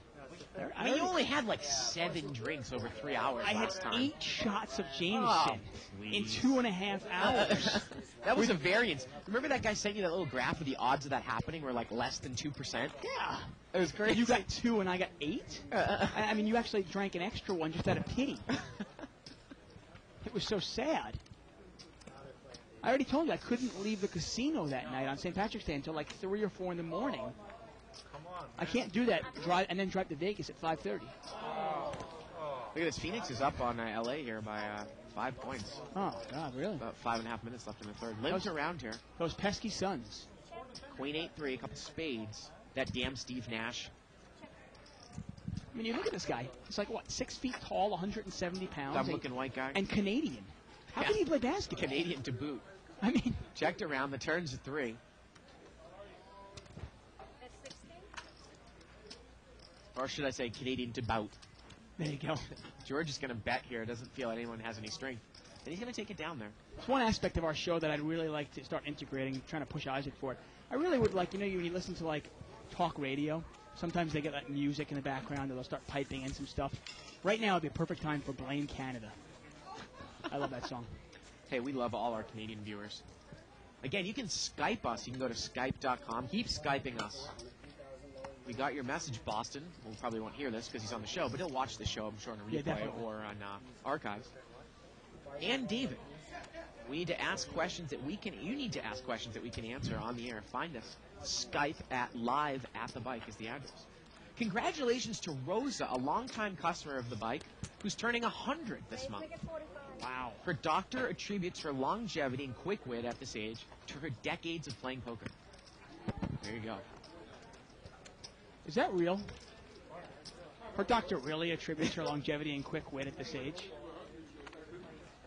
Wow. Raise here by Mike. And we're going to see 4-way action here. I'm going to go look for her, see if I can check raise her ass. Mike is raised here. Well, look at this. Mike raised with deuce 5, and he's flop bottom 2 pair. So you'd think he's going to bet here, continuation bet. Oh, of course. He's going to bet 175 into a $200 pot.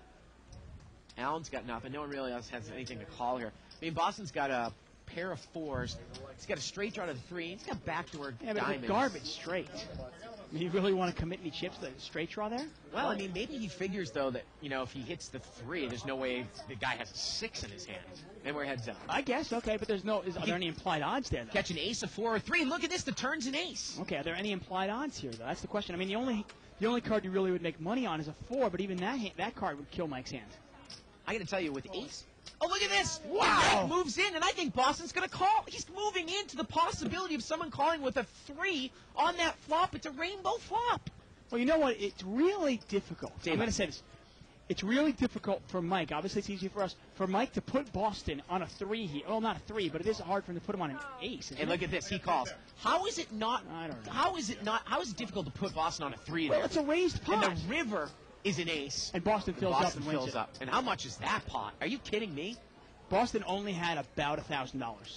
I got to tell you. Well, the funny thing there was, I got to tell you, I think for Boston on the turn there, I call there too, pretty easily. Yes, definitely.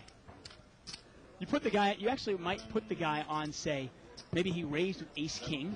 He made a continuation bet, and now he hit his ace. Don't you think it's kind of obvious that someone might call a rainbow flop like that with a 3? Well, my only question for you though is, you said Mike raised pre-flop? Okay. So Boston you never calls call. You never call with 3-4. I do. Deuce 3 suited. I do. I mean, I wonder if Boston does. I mean, I guess think he does. I Okay. think he does.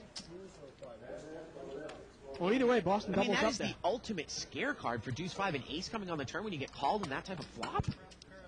Yeah, that, obviously. Yeah, I mean, if you put somebody in a 3. I mean, the funny thing is I would almost put Boston on. The only funny thing is I'm not sure what the value of moving all in is. You can only get called by a hand that beats you. That's the problem with the bet. The way Boston called, though, you'd almost put Boston on either 6-7, or you'd put Boston on, say, pocket 9s, pocket 10s, something like that. Which, like you said, there's no real value because he's not going to call you there. Exactly. And if he's got 6-7, he can't call you.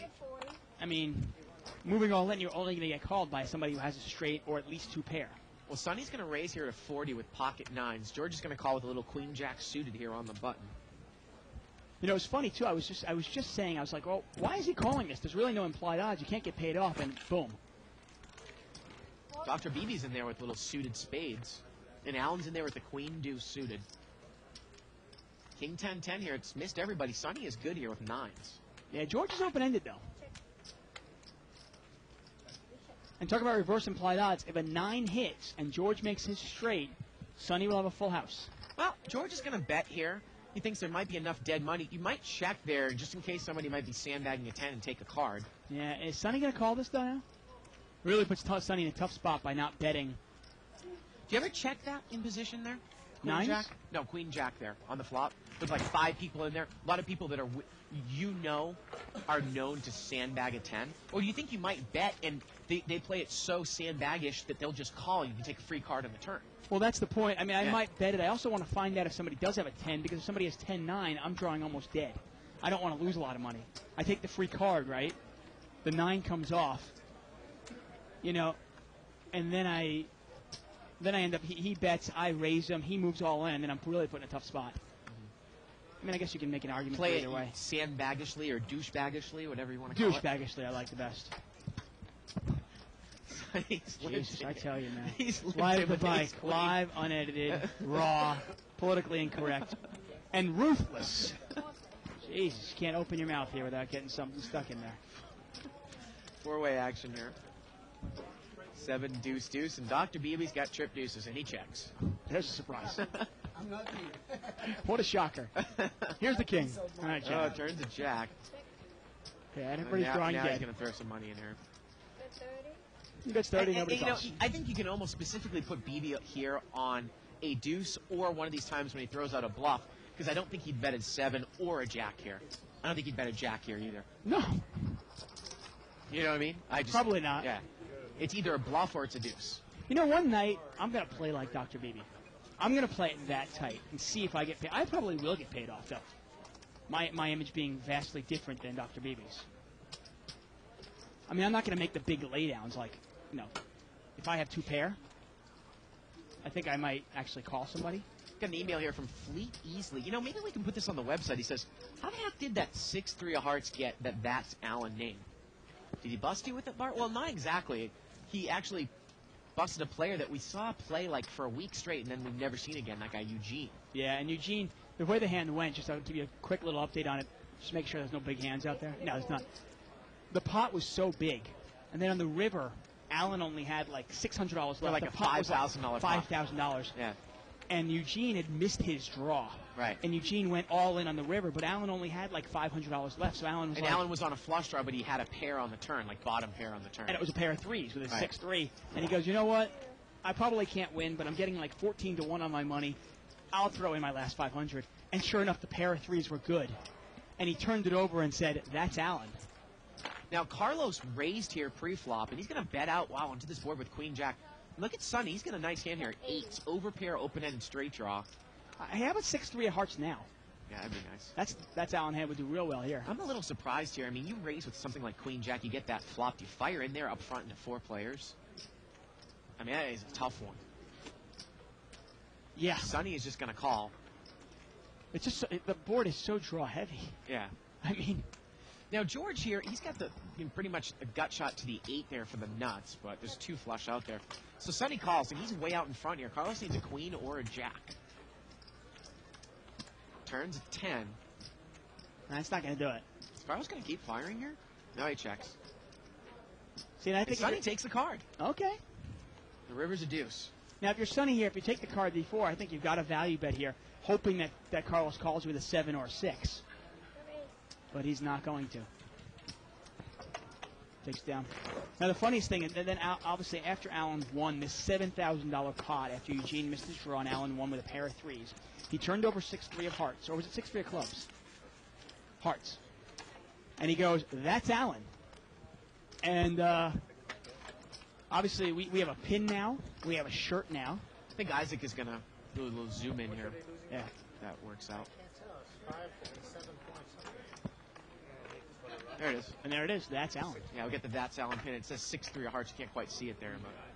But But kind of funny. He and now Alan actually, almost annoyingly, whenever he calls with a hand and gives you a bad beat, he kind of rubs it in and needles you because he turns over his card and goes, "That's Alan." Actually, what worse is he'll show the button. He won't say anything, but he'll hold the button up. Oh, you want to just grab that button and stick it up his ass sometimes, don't you? 5-way action here. Limped around. Carlos has got a flush draw. Ollie open-ended. Sonny with the gut shot. BB with nothing. Checked around.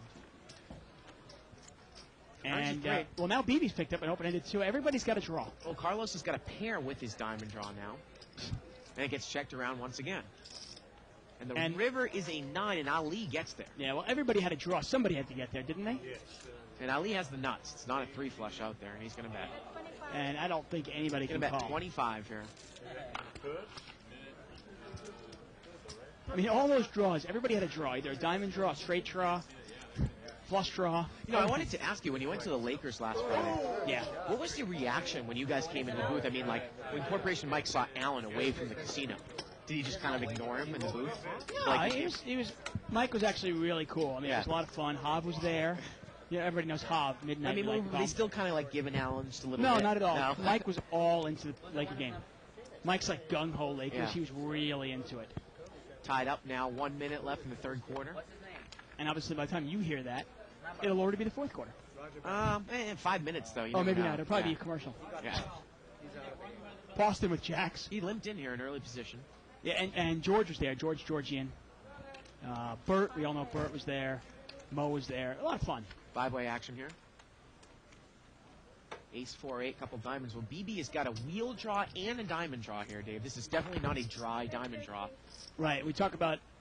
And look dry at this. diamond. Doc Dennis is going to bluff at it with Queen 10. He's going to bet 50. And the Doc calls.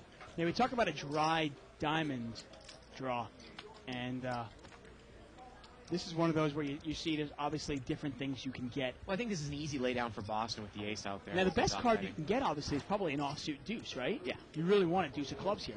Turns an ace. Wow, if Dennis keeps betting, he checks. And look at the respect Dennis gets, though. Boston folded But look at pair this. to jacks. But BB's going to bet. And he's Wow. going to take it down. I like it. Yeah. Nice play. Nice semi-bluff by BB. Obviously, 5 high was not good, and the river was a 7 of hearts. He would not have gotten there. Yep. If he played it passive, he would not have won that hand.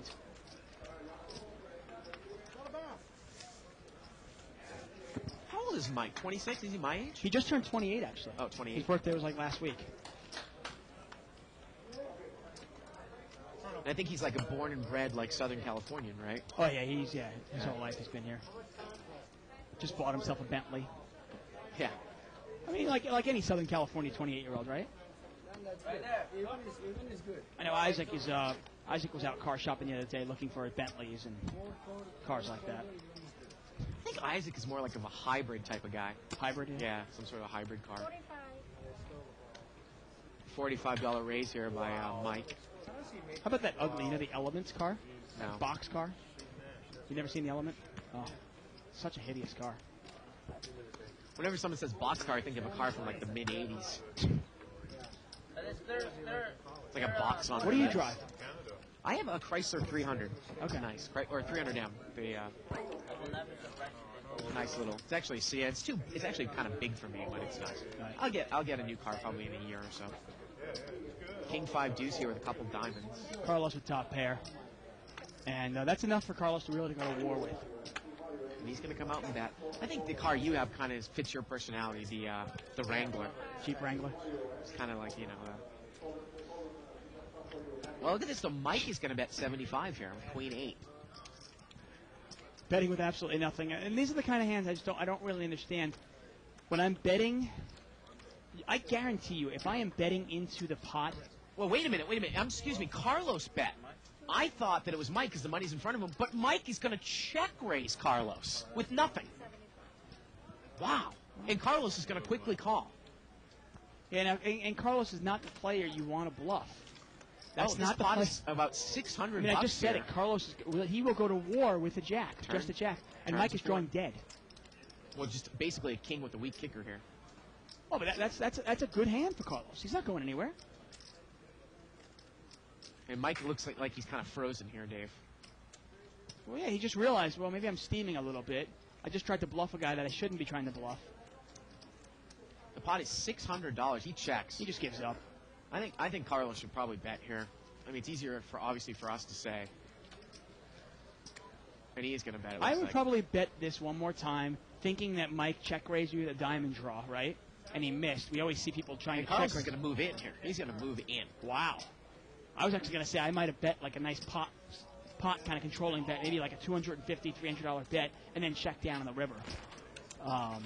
Well, the river would have been a really scary card, the ace of diamonds. Yeah, I mean, and that's exactly the card that you think Mike was trying to represent. Yep. Wow, interesting play. And once again, I mean, I just never understood, if you're going to make a move on somebody, I'd like to have some sort of escape hatch. Have an out. Have a wheel draw. Have a gut shot.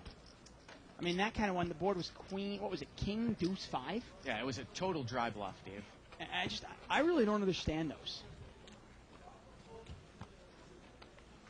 Button moves over here to seat 1. I mean, it's not a tournament. You don't have to make a move right there. You don't have to win that pot. Yeah, the blinds aren't escalating. You don't need to accumulate chips. No. Mine has been high and so. Limp here by Mike. I mean, if you've got a big draw and you think your opponent's weak, hey, sure, try to take it down. If your opponent calls you, well, you still got outs.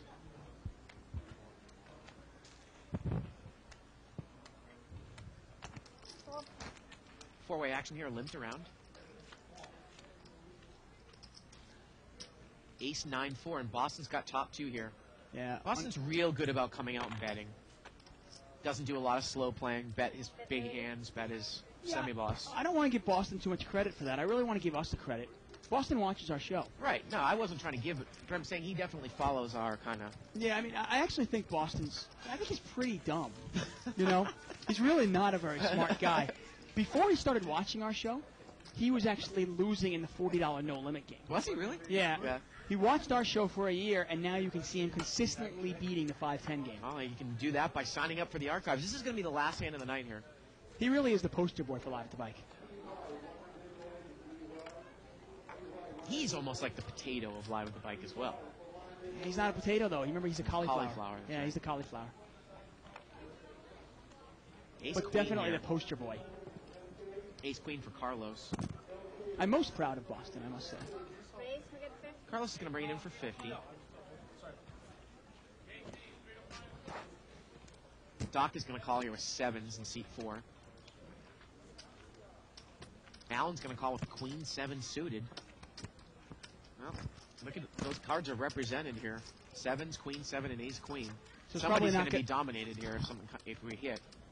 Yeah, but not surprisingly, we didn't hit. Well, Now, Dennis here, you wonder with these could he lead out on that flop? Well, this is the kind of thing I don't understand. Dennis doesn't lead out in this flop, but the flop that completely missed him where he had Queen 10, that's the one he tries to take down.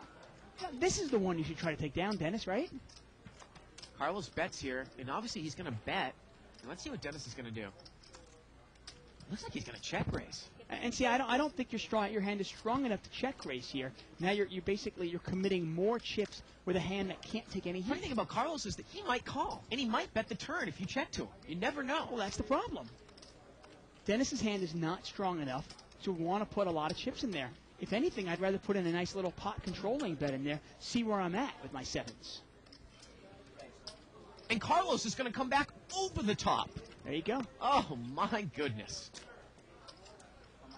Nice play by Carlos. He knows that Dennis is somewhat of a passive player. Probably senses that Dennis is a little bit weak. And Dennis can't take any heat. He throws it away. Wow.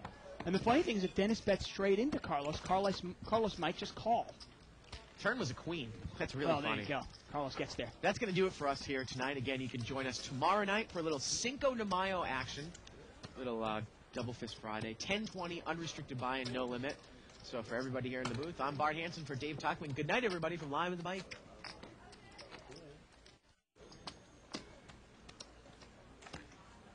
And it's closer than you think. It's not a tournament. It's what you don't see on TV. The cash is real. The stakes are high.